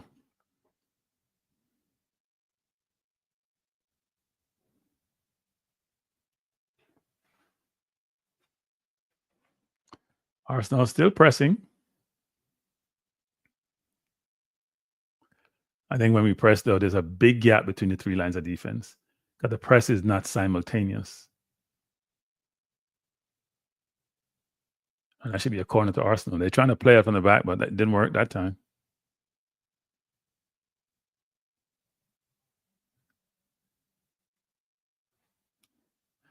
Just join us. Arsenal versus Girona. Arsenal leading by 2-1. Goals scored by Jorginho off a penalty. And a brilliant left-footed shot in the right corner by Nwaneri. Arsenal with the corner. Nwaneri with the corner.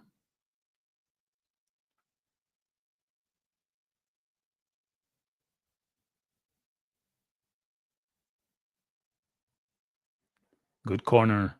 Good corner. Oh, no way that got saved. Arsenal players down, rolling around. Arsenal players hurt, actually, in the box. Looked like Gabriel. The referee's not even stopping the play and looking at him. Or is it Timber? Looks like there was a clash ahead or something. Yeah, it is Timber. And he's still down. He's being held.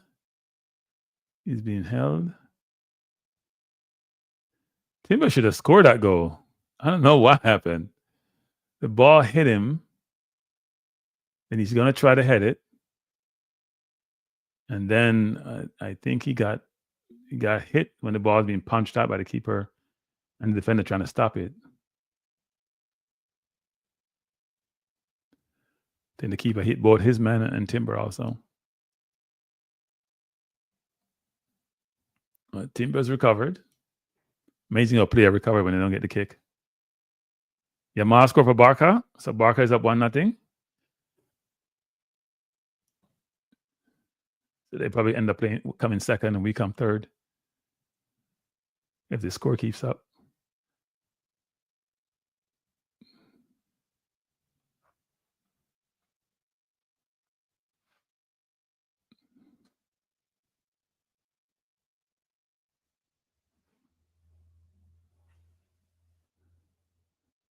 Arsenal trying to come forward with Merino, Calafiori.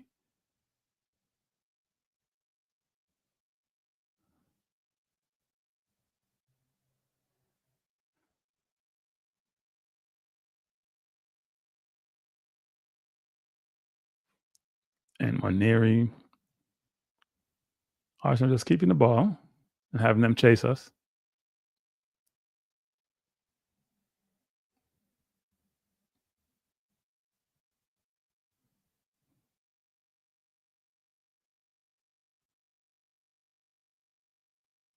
Yellow card, Trossard fouled. Yellow card against the Girona player. If I could pronounce his name, I would. He just came to the back of Trossard. Brilliant goal by Kovacic for Man City. Dribbled all the way from his half, just outside the 18. He put in the far corner. Really good goal. Really, really good goal. He's been looking to dribble and penetrate. A lot of City fans in the stands. Oh, Barca leaving the table? Oh, because Liverpool losing. Okay. Yeah, because they have that. But isn't it goal? Is it goal difference? Yep, they're leading by 1 goal. No, they're not. They're not leading. No, they have 21 points to Liverpool 20, but they have them leading. So it's not goal difference is the decider then. I wonder what the decider is.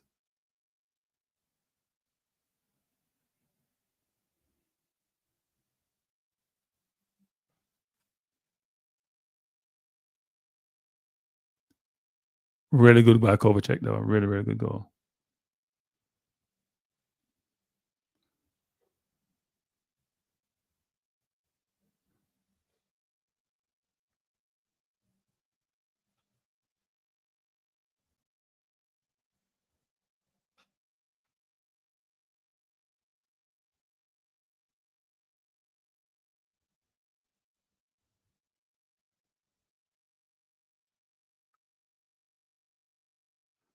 So Girona is away again.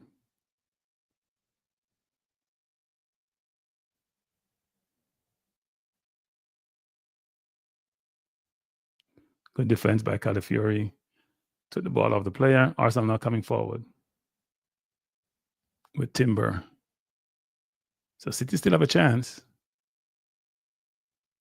Oh, Lord. They will split them open again.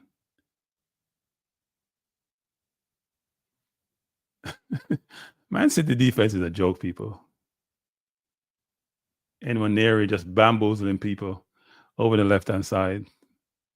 When the ball plays it out to Odegaard. Odegaard need to go wide to Nwaneri. Cross the ball, checked out by the keeper. Really good play. Sterling with the ball. Plays it inside to Calafiori and he stands up. Doesn't put himself in a position to go can get the ball. Girona coming forward.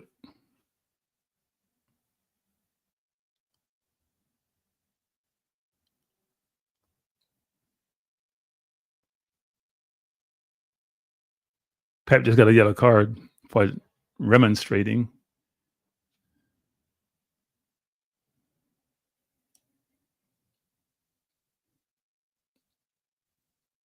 We're still pressing though, and they just beat the press again because we don't have anybody in the middle. Because Jorginho can't play in the middle. He ain't got no legs. He's pressed. He's too slow. Jorginho comes forward again.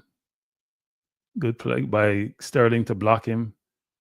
Girona player. Really good pass by Jorginho. Trust but he's there by himself against 5 players. So it's not going anywhere. Try to shoot.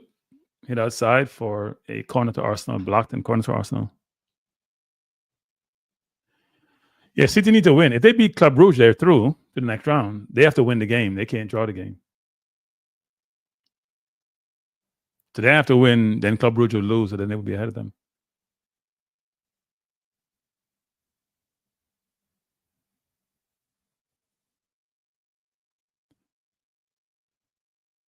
Right now, Club Brugge plays 24 and City's in 26, so they need to win the game.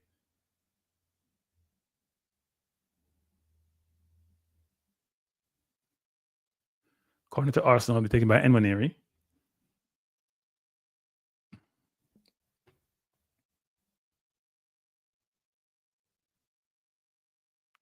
Nwaneri. Key referee asking him to do so. He's taking his time. He didn't beat the first man. Poor corner. That's one thing about Rice and Saka. Their corner is always very good. Brest equalized against Real Madrid. Wow. Girona is going to make a change, it looks like.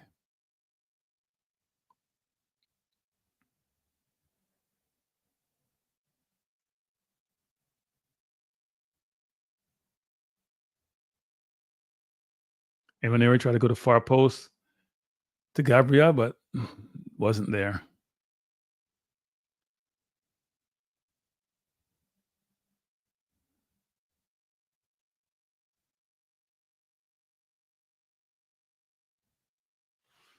Corner to Man City. Arsenal trying to pressure. Arsenal. Marino coming forward. Needs to go wide to Timber. Tiba coming forward. Nwaneri with a brilliant shot just at the post. One time, took it on the off volley, didn't wait, but off target. City has a corner. Girona making 3 changes.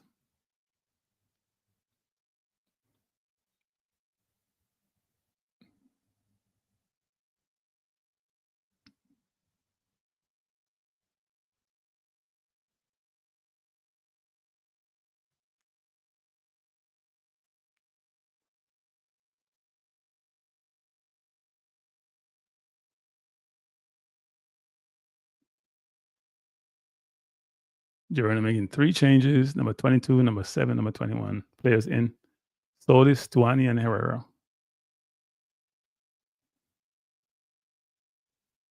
Taking out the left wing, I thought he was good actually. And then my TV, which it normally does in the middle of the match, it goes out for some reason. Good shot by De Bruyne, but this is weird. People, this is weird. My remote for my TV also controls my monitor. So I just tried to turn the TV back on, and my monitor went AY. All right.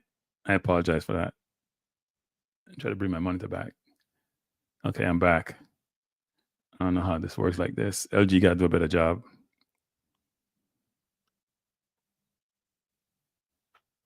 LG has to do a better job. It turns off all my LG TVs. And this is not a universal remote, so I don't know what happened.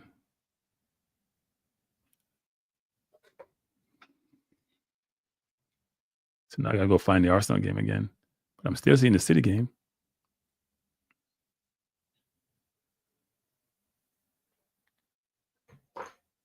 Man City bit off since Savino came on though. Oh, poor shot by De Bruyne. He's got to score that. He's got to hit the target on that. Poor shot by De Bruyne.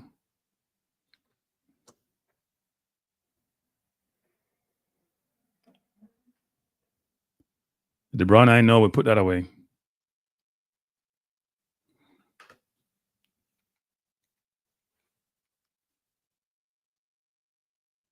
If you anytime Bruges come forward and City presses, looks like they're gonna score.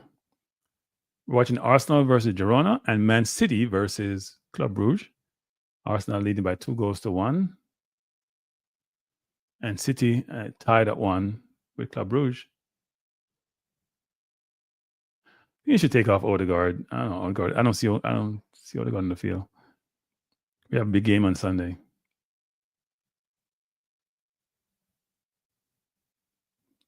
He does these little tricks and flicks, but he's not being effective.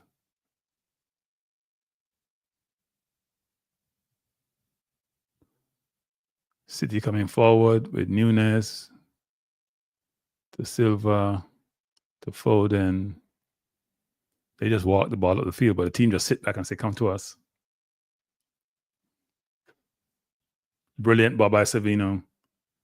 Own goal by Club Brugge. City's up 2-1. Ordonez for Club Brugge trying to save the ball and he put his own net. I think City gonna go 3 now, and Lord help us if they do and get play better. Even though defensively, I don't think they're gonna get any better, to be honest. Curious to see the game against us on Sunday. We don't have anybody to punish them up front, but I think Savino's coming and change the game. Really good pass, and defender is trying to block it and use his toe to put it in the goal. There was no City player in the position to score anyway. Yeah, it wouldn't have been a goal. In his eagerness to block it out, he tore it in his own goal.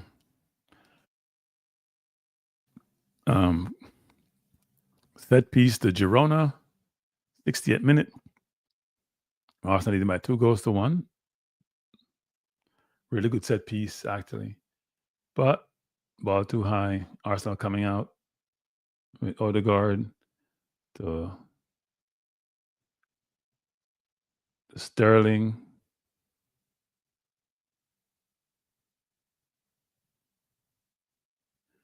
Back to Jorginho. Back to Sterling. Back to Trossard, top of the box to Calafiori, who tries a shot on the bounce. He had a good space to shoot, actually. He's a good left foot. He scored 2 goals this season, one in the Premier League and 2 in the Premier League, actually. 2 very good goals against Man City and against Wolves. What do you say? Arsenal take which title, Dante the Kid? Which title are you talking about? We're not taking any title this season. I don't see it. Unless we get a center forward, we're not taking any title. Like we play City on Sunday, I don't know who our center forward is going to be. Can we use Havertz? Not dynamic enough for me.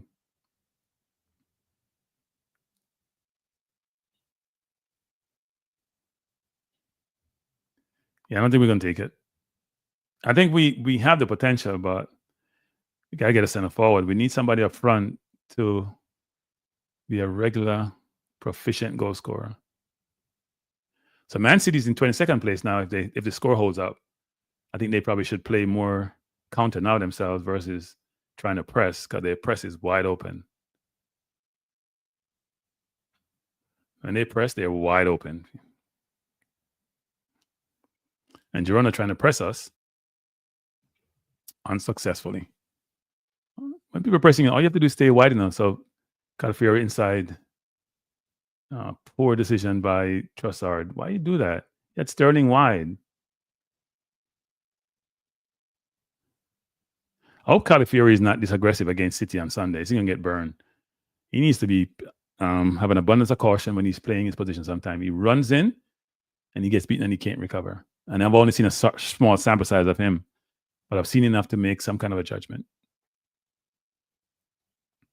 62nd minute, 63rd minute, Arsenal leading Girona by 2-1.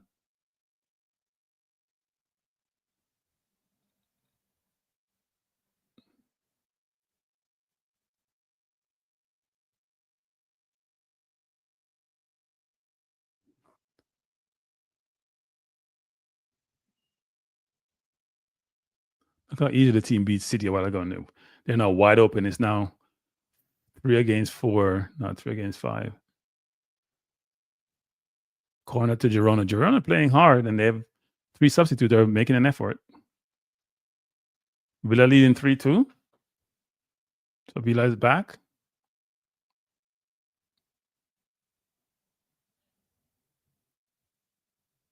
Kovacic has been good for Man City. De Bruyne is a shell of himself, though. Really a shell of himself.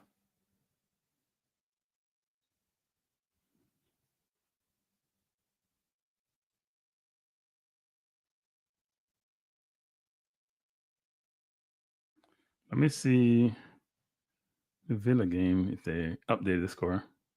So now it's no more updated. Lille leading Feyenoord by 3-1. Manchester City leading Club Brugge 2-1.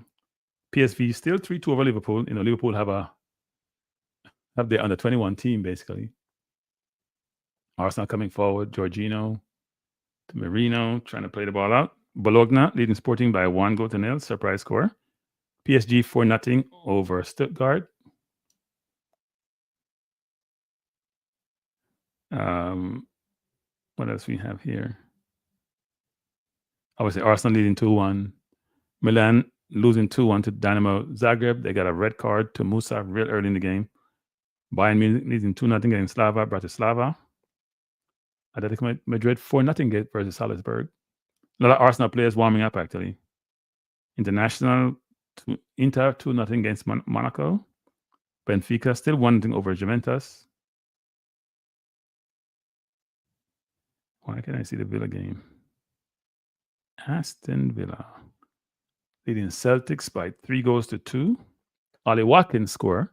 As you may have heard, Arsenal put in a $60 million bid, £60 million bid for Watkins, who is 29 years old, but has been a prolific goal scorer. And score again today.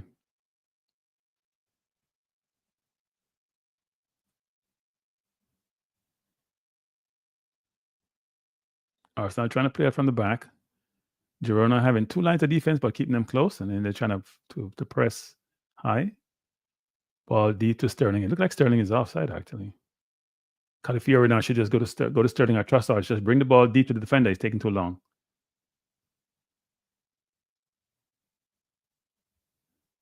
Sterling beat his man, got a free kick. Trying to take the free kick quickly. And the ref called it back for some reason. I have no idea why.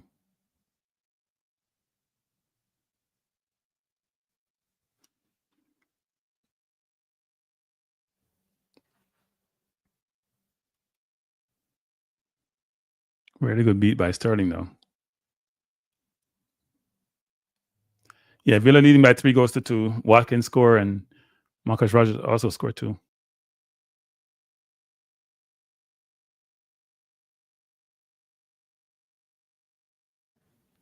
I think football is lazy when it comes to free kicks. Like lazy. You take the ball, kick it to the far post, you get headed out by the defender. Nothing creative on free kicks. Same old nonsense garbage every day. Nothing creative. Nothing inventive. He's going to take the free kick. He's going to go far post with a hope. Like, try something different. Boring.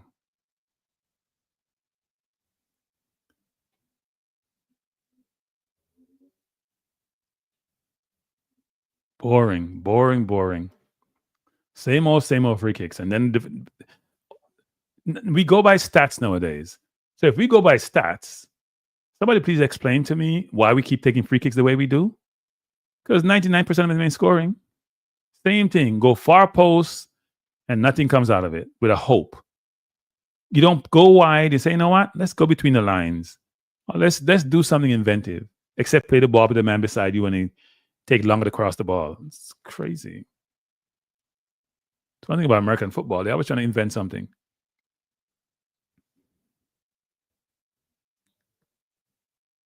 Just join us. We are watching Arsenal versus Girona.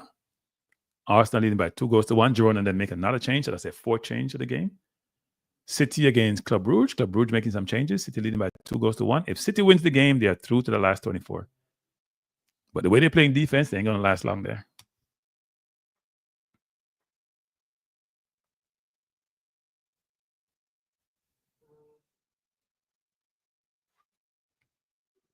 Oh, my phone is beeping. Justice Department says officials have spoken federal prosecutor could possibly drop in it. Wow. Trump so they're gonna drop charge against Adams. America is supporting lawlessness. Adams has been accused of corruption, and we're gonna just drop charge against him because he friended up Trump. Anyway, let me go back to this. We can talk about this another time. And I have so much news to talk about in this cycle over the next 4 years. Amazing. Arsenal trying to play out, but not doing a good job. Calafiori got fouled on that play. Free kick to Arsenal. Wow. The Justice Department is becoming corrupt. Seriously. It's becoming corrupt. So he probably sold out immigrants to satisfy Trump. Adams is a sorry person. Trossard is off for Calafiori, and Calafiori out. And we see Havertz coming in and Lewis Kelly coming in. Good changes.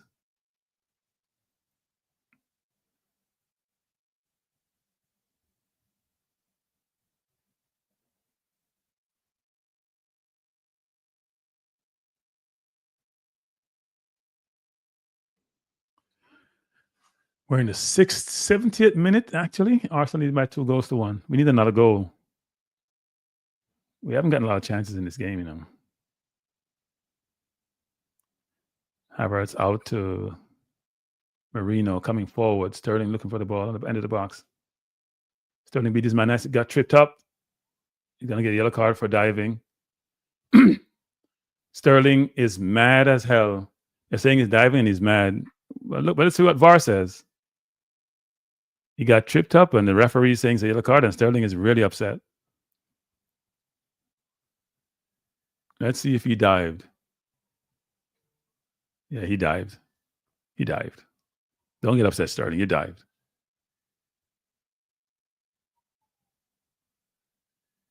You dived. Sorry.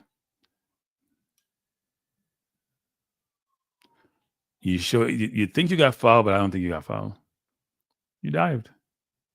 Can't help you. So Barker's struggling too. And Barker playing their foot. Barker's been scoring a lot of goals of late, you know. A lot of goals.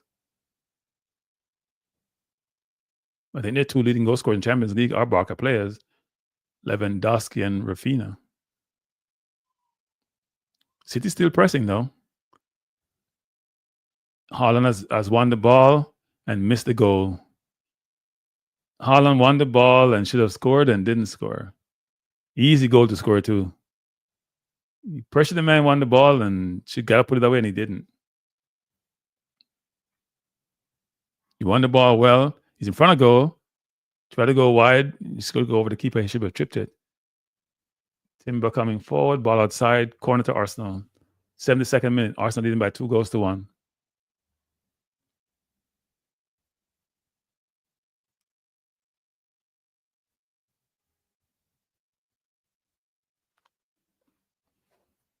Corner to Arsenal. City's game is in the 74th minute. Arsenal game in the 72nd minute.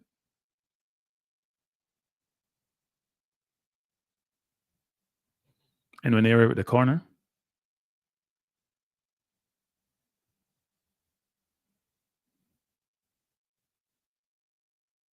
It's a good corner. And Gabriel missed a header. He's got to hit the target on that. He was getting pressure, but he got to hit the target. He has been scoring his normal proficient self of late.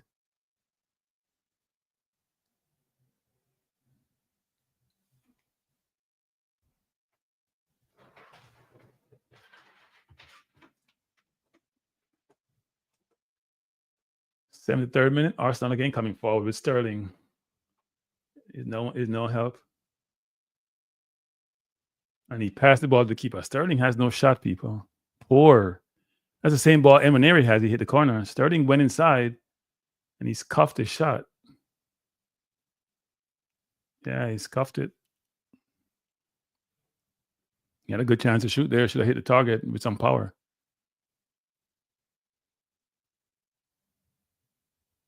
Girona trying to play from the back, and they're taking risk. Not sure the risk is worth it.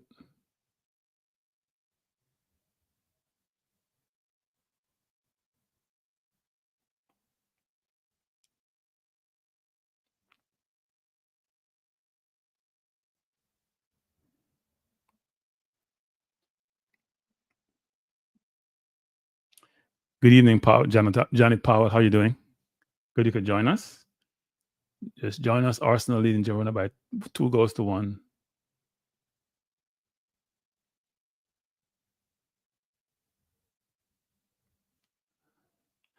Sterling having to play defense. I think that's probably his problem, He's not used to playing so much defense. At Man City, you press up top, you win the ball back, and you don't have to worry about it.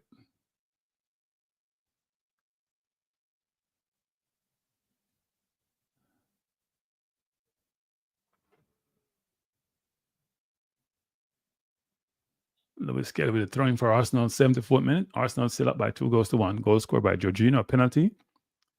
Emaneri, a brilliant kick in the corner. And the keeper's right-hand corner.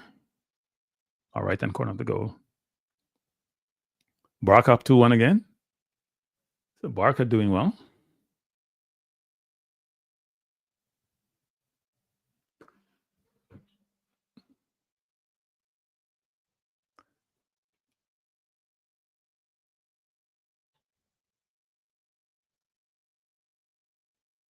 Arsenal coming forward. Havertz being held. Ball played up to Emaneri. Is coming forward. He's in the middle looking for a pass. Beat his man. Brilliant to put him on his butt. Coming side again. May go inside for the left.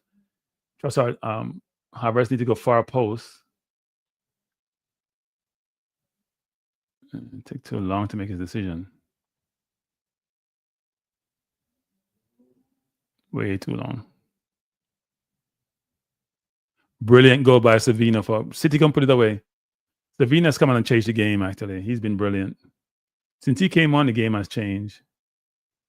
City up now 3-1. I think Pep drinking water, he feels better about himself and his team. Really good goal by Savina, though. We need to score another one ourselves. Put this game away, taking too long to finish it.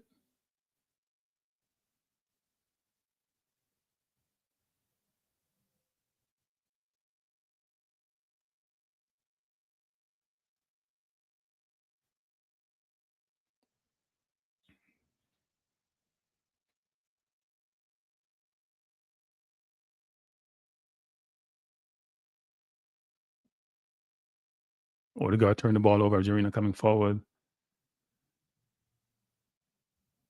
They scored. Bad play by Odegaard. That's Odegaard and Marino. But they just played the ball over top, gave the ball away. Girona scored. Is now 2-2. Really bad goal to give up. Odegaard has done nothing all game. Gave the ball away in a really bad situation. We didn't recover 2-on-1. We had back support, but nobody at the far post. So we've given up 3 goals in the last 3 games at the far post on the right-hand side. Whether it's Partey or Timber. He's onside. It looked like he may be just onside. He's onside. Look, Kirillov fell asleep. Kirillov fell asleep. It's criminal. Criminal defending, people. Criminal defending. They're waving for offside instead of playing the football. Criminal. Oh, goal disallowed. Offside. No. What's the referee doing? No goal. Yeah, he's offside. It's barely offside, though. Got to be by a fraction. But that's poor defending. You call him for offside, you still cover your goal. He's barely offside. But they have that sort of automatic, semi-automatic offside technology that help the referees in Europe, but England, UK doesn't have it for some reason.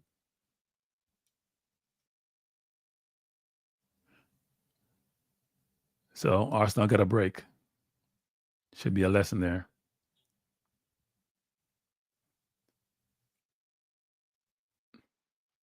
Come on, referee, that's a foul. Sterling, keep it cool. You already got a yellow card. But that was a foul.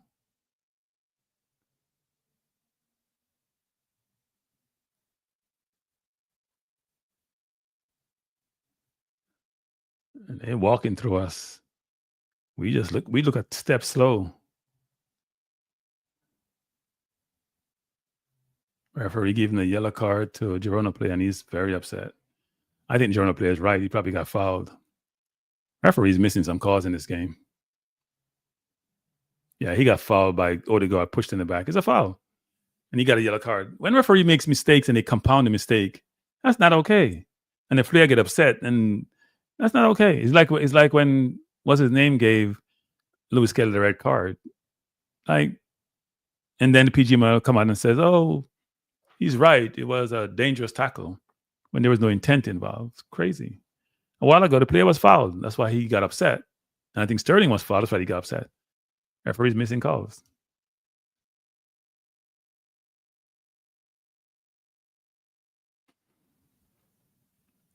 Arsenal trying to come forward. Sterling pressuring his man.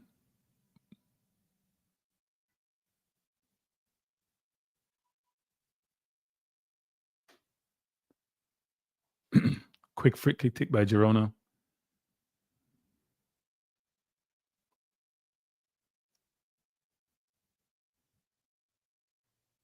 Great defending by Timber. Great defending. Didn't go for the fake and really protect himself on the cutback. Really good defending. Timber's a really good defender. Sometimes may lack awareness at the far post, but one-on-one defending, very, very good. Especially good since he's really a center back.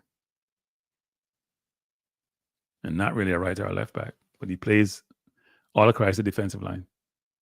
I should say all across.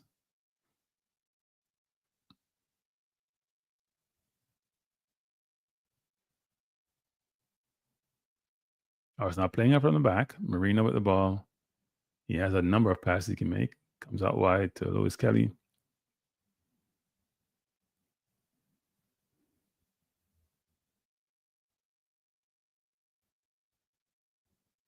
Arsenal very patient.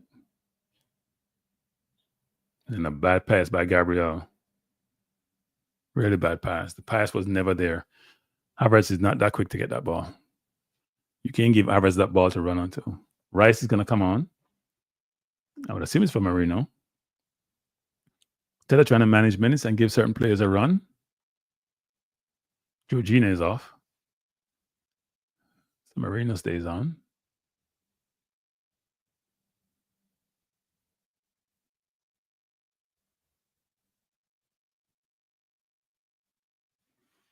If you just join us, we're surveying, purveying, reviewing, looking at, watching 2 games.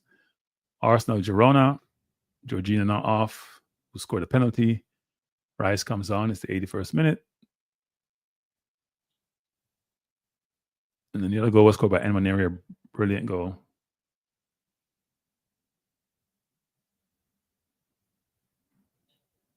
And City leading by 3-1 versus Club Brugge. They were down 1-0, but came back.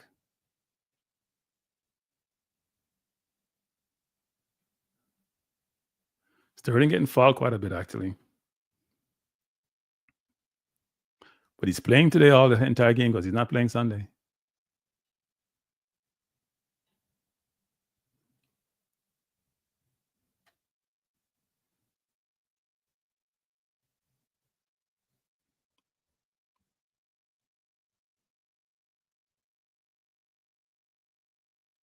Free kick to Arsenal. Ball played out to Sterling. Plays back inside to Declan Rice. Back to Sterling. Poor cross by Sterling. That's an awful cross. He's playing with no confidence, and we just gave the ball away. That was an awful cross by Sterling.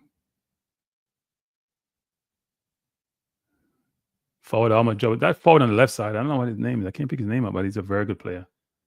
His name is...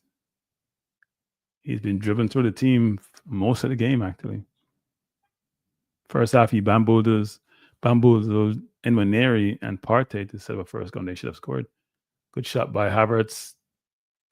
Blocked by the keeper.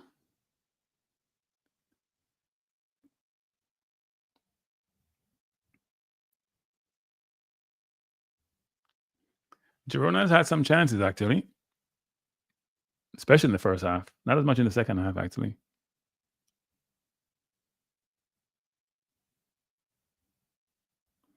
Barker's tab at Atalanta. Wow. I don't think Lookman is playing for Atalanta, isn't he? I think he's out. He's probably their star player. Bayern having fun. 3-0. You just joined us. We're in the 83rd minute in the Arsenal game, 84th minute, 86th minute in the Man City game. Man City up 3-1, so it looks like they're going to go through. They'll finish in about 22nd. And Arsenal leading Girona by 2-1. If we finish the way we are, Arsenal will finish where they started in third. If the score changes, maybe something different. Lewis Kelly is holding the player's shirt. Could be a penalty, you know. Lewis Kelly was holding his shirt. Very subtle hold, but he was holding his shirt. Yeah, that could be a penalty, actually. That may be a penalty. That's done by Lewis Kelly. He was holding the player's shirt. I could see that.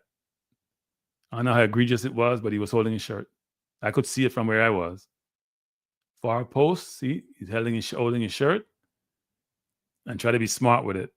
Not smart by Lewis Kelly. This is VAR days nowadays. And the kid Pele is diving, though. It wasn't much. I wouldn't get a penalty on that. He's diving. I wouldn't get a penalty on that. But he's holding his shirt, though. But it wasn't enough for him to dive the way he did. Like he's a diver, a swimmer. Greg Louganis or something like that. Arsenal coming forward, Marino. Sterling trying to go forward and player that's a yellow card. It's a bad takedown of Marino, actually.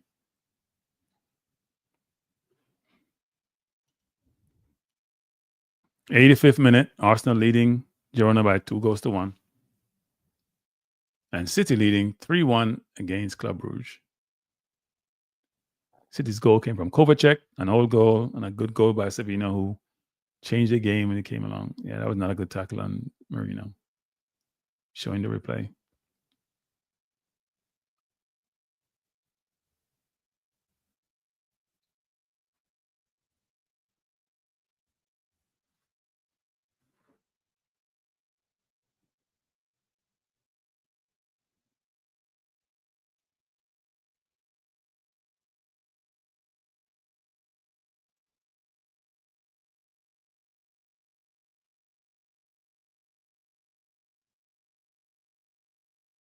I don't know why Kiwior is just not comfortable being pressured. I mean, you give him the ball in certain situations, you're not comfortable. He's going to make the right decision. 86-minute Arsenal game, 88-minute City game. Both English teams are winning. And my understanding is, given the permutation and the mathematical calculation, and if things progress the way they are, look like Martinelli coming on for Emaneri. So, Emaneri is going to be playing Sunday, and I may play, and Sterling not playing because he's getting all the game time. That the Premier League may get 5 teams in the Champions League next year versus the 4 they had this year.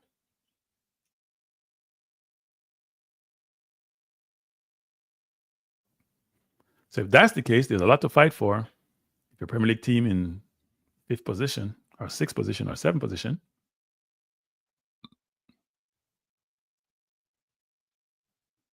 tackles are flying in now.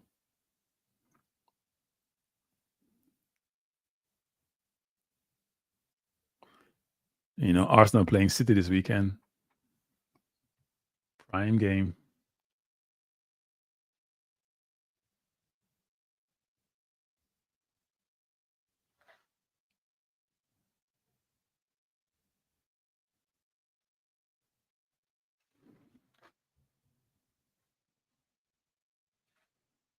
Girona playing physical.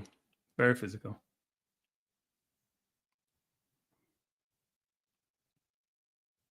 Sterling may be gone. I think he elbowed the player, trying to block him. And he was already on the yellow. Player's still rolling around.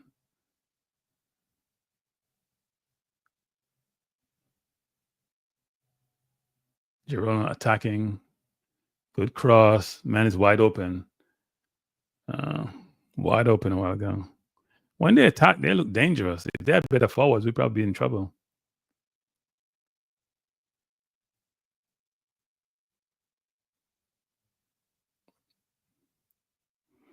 If we're going to play City, we got to play better than this. I'm not impressed.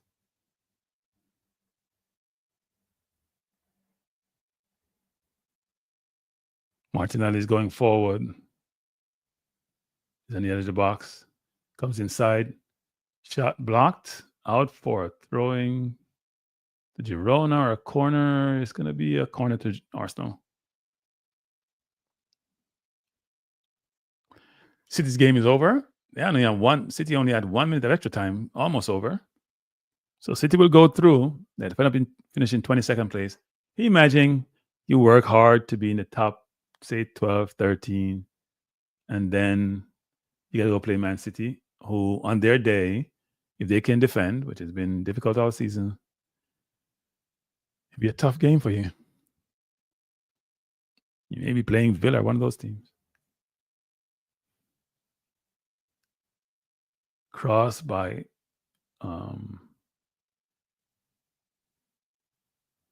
Arsenal. Ball played out again to Rice. Rice is now in the box, looking to cross the ball. Out again for a corner to Arsenal. We're in the 89th minute. Arsenal leading by 2-1. You could see the relief on Pep's face.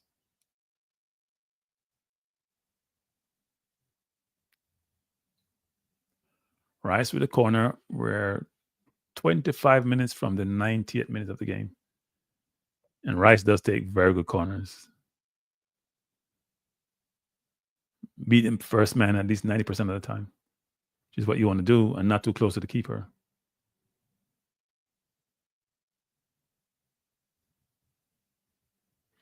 Referee talking to Gabriel and the Girona player. Trying to mark Gabriel must be a nightmare.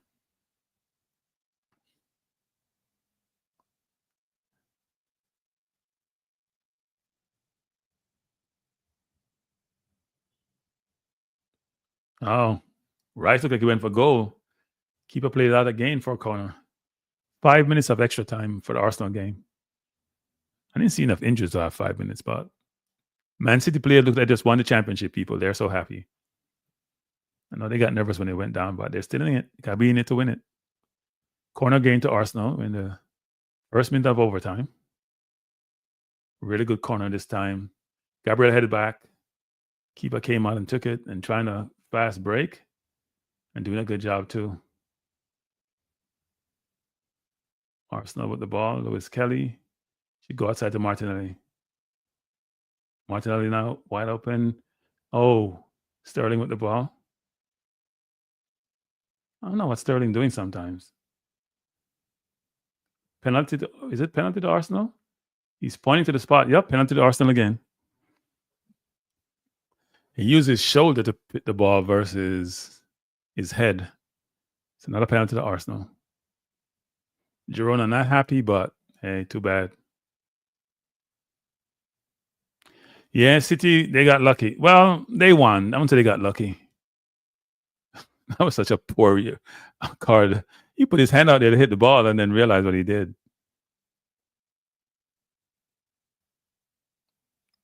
It's a really bad decision. It's like you made a decision and realize, that wasn't the right thing to do.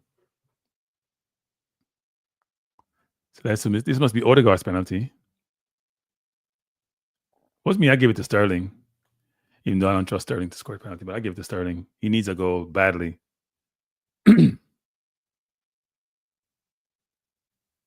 Sterling doesn't take penalties, so you know how desperate he is, people. He doesn't take penalties. Don't take penalties for England. Didn't take one when we played the other day. He doesn't take penalties. I don't think that's what he does. I don't think he should take it, even though he's desperate for a goal. Okay, if he missed, it's going to be worse than if he scored.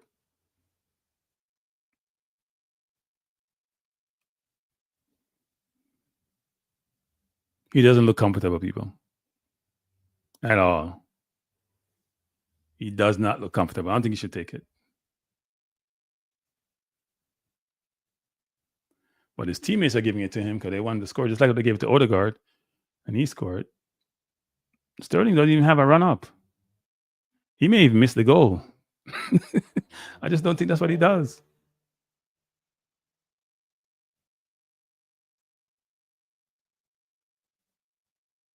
He saved it. Told you he's not going to score. That's not what he does. He doesn't take penalties. It wasn't a terrible penalty, but it had no pace on it. Keeper saved it.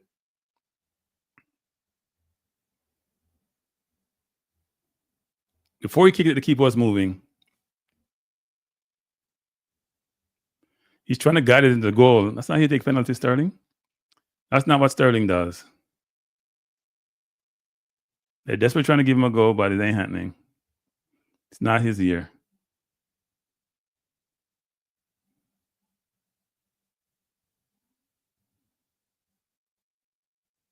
Corner to Arsenal. Gabriel. Saved by the keeper.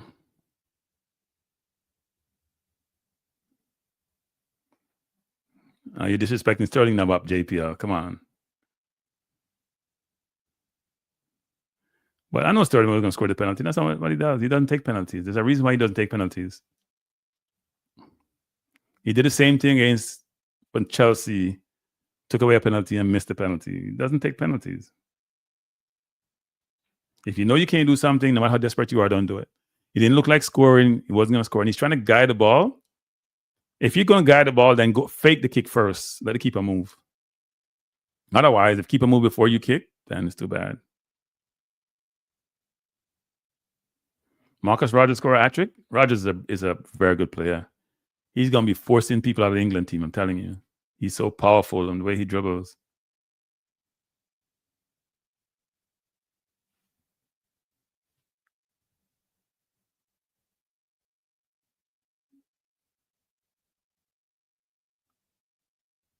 Really good tackle by Lewis Kelly. Ball into Sterling.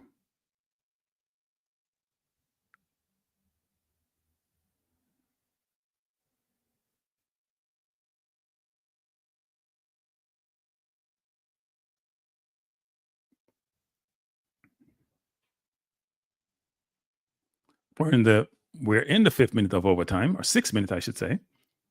They probably put on some more time, give him how long it took to take the penalty.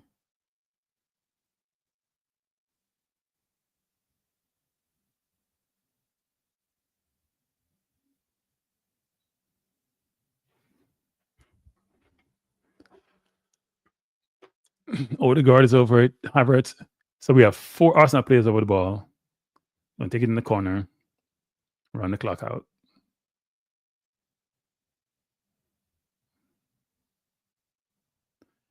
So the game is over. Good win by Arsenal. Well, people, the table tables are set.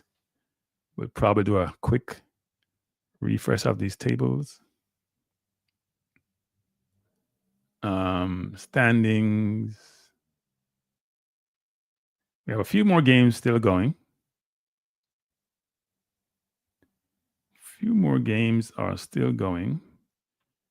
So let's read out the scores. This is game number 8. PSV leading Liverpool by 3-2. Liverpool had a red card in that game. Dortmund leading Shakhtar Donetsk by 3-1. Bayern beat Slovan Bratislava by 3-1.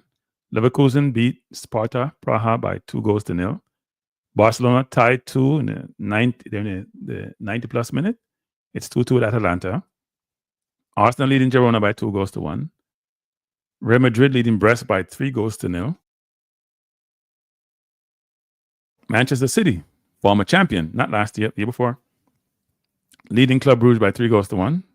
Young Boys lost 1-0 to Crvena Zvezda. I know I butchered that name. 1-0. Fiorentina got 6, but lost 6. Fiorentina was a team that drew 3-3 with Man City after Man City were leading 3-0. Juventus lost 2-0 to Benfica. Aston Villa beat Celtic 4-2. Sort of a British derby there. Atalanta begging for time during the 6th minute, and the referee doesn't want to blow the game off. Game is over. Oh no, a free kick to Barcelona. Referee saying a yellow card. Interesting. Leipzig lost 1-0 to SK Sturm Graz. Atletico Madrid beat Salzburg by 4-1. God, the game is over, actually. Or is it not over? No, Lamina get taken off. It's not over. Sporting tied by Bologna 1, and PSG beat Stuttgart by 4-1. I don't think what's his name was happy that he got taken off the field. His manager's talking to him.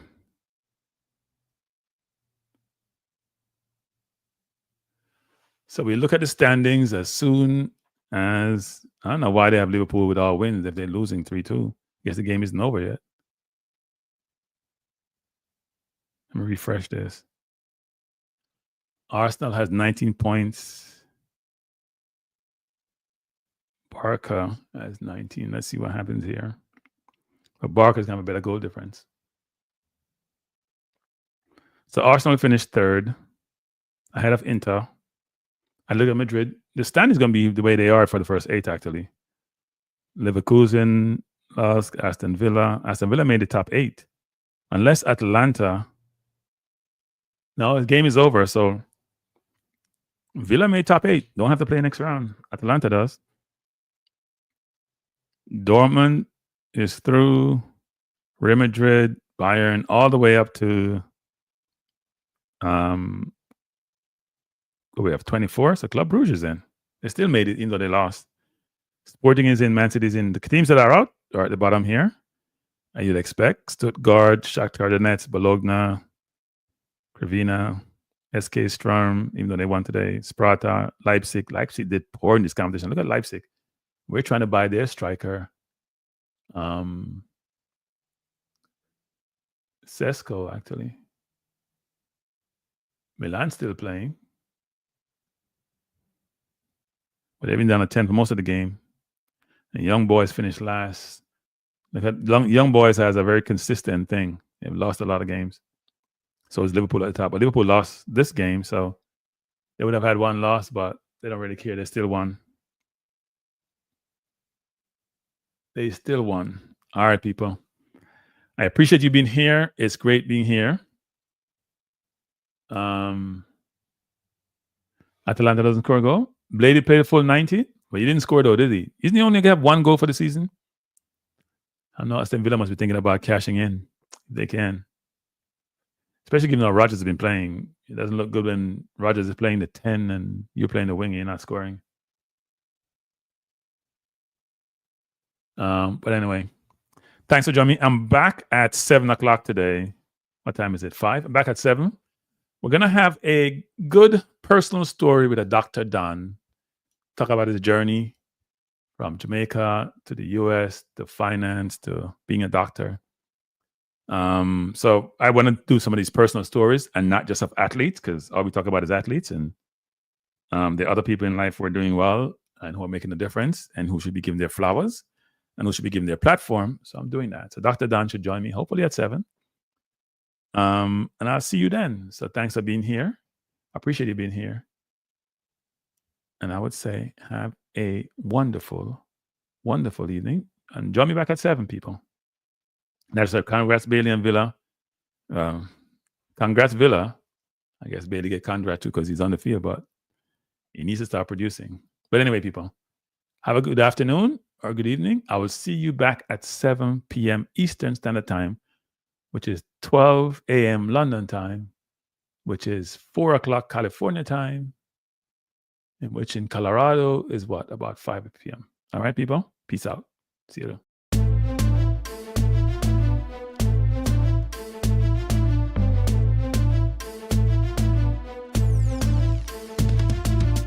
Frankie Life is the best to be now. For the best sports talk and it's free, yo. Frankie Life will be your guiding light by keeping you informed both day and night. Frankie Life, tell them. Frankie Life, heed them. Frankie Life, want them. Frankie Life. From the courts to the field, we'll never lose because Cranky has the hottest news. With expert analysis, we break it down. Our in-depth coverage is best in town. Cranky Life, tell them. Cranky Life, heed them. Cranky Life, want them. Cranky Life. Cranky Life where the sports is spicy and where we keep the discussion lively. Cranky Life, get to know the name because Cranky analysis is never lame. Cranky Life, give me my Cranky Life. I want my Cranky Life. Must have my Cranky Life. Whether it's football or track and field, you know Cranky is at the wheel. So join the journey through victory and defeat and subscribe and don't miss a beat of Cranky Life. Tell them, Cranky Life. Heed them, Cranky Life. Want them, Cranky Life. If you're from England or USA, from Kingston or Bombay, from Kenya or Canada, Lagos or Havana, visit Cranky Life. Tune into Cranky Life. Like up Cranky Life. Subscribe to Cranky Life. Cranky Life coming to you on weekdays. Cranky Life sometimes on Sundays. Pull up a chair and take a seat because Cranky will always bring the heat. Cranky Life. Me say fi tell them Cranky Life. Me say fi heed them Cranky Life. On them Cranky Life. Cranky Life will be around. Cranky Life is the best in town. Me say fi heed them. Me say fi want them. Me say fi heed them. Want them, heed them, want them. Cranky Life. Cranky Life. Heed them. Want them. Heed them. Want them. Cranky Life. Cranky Life. Heed them. Want them. Heed them. Want them. Heed them. Want them. Cranky Life. Cranky Life. Cranky. Heed them. Want them. Heed them. Want them. Heed. Want. Heed. Want. Heed them.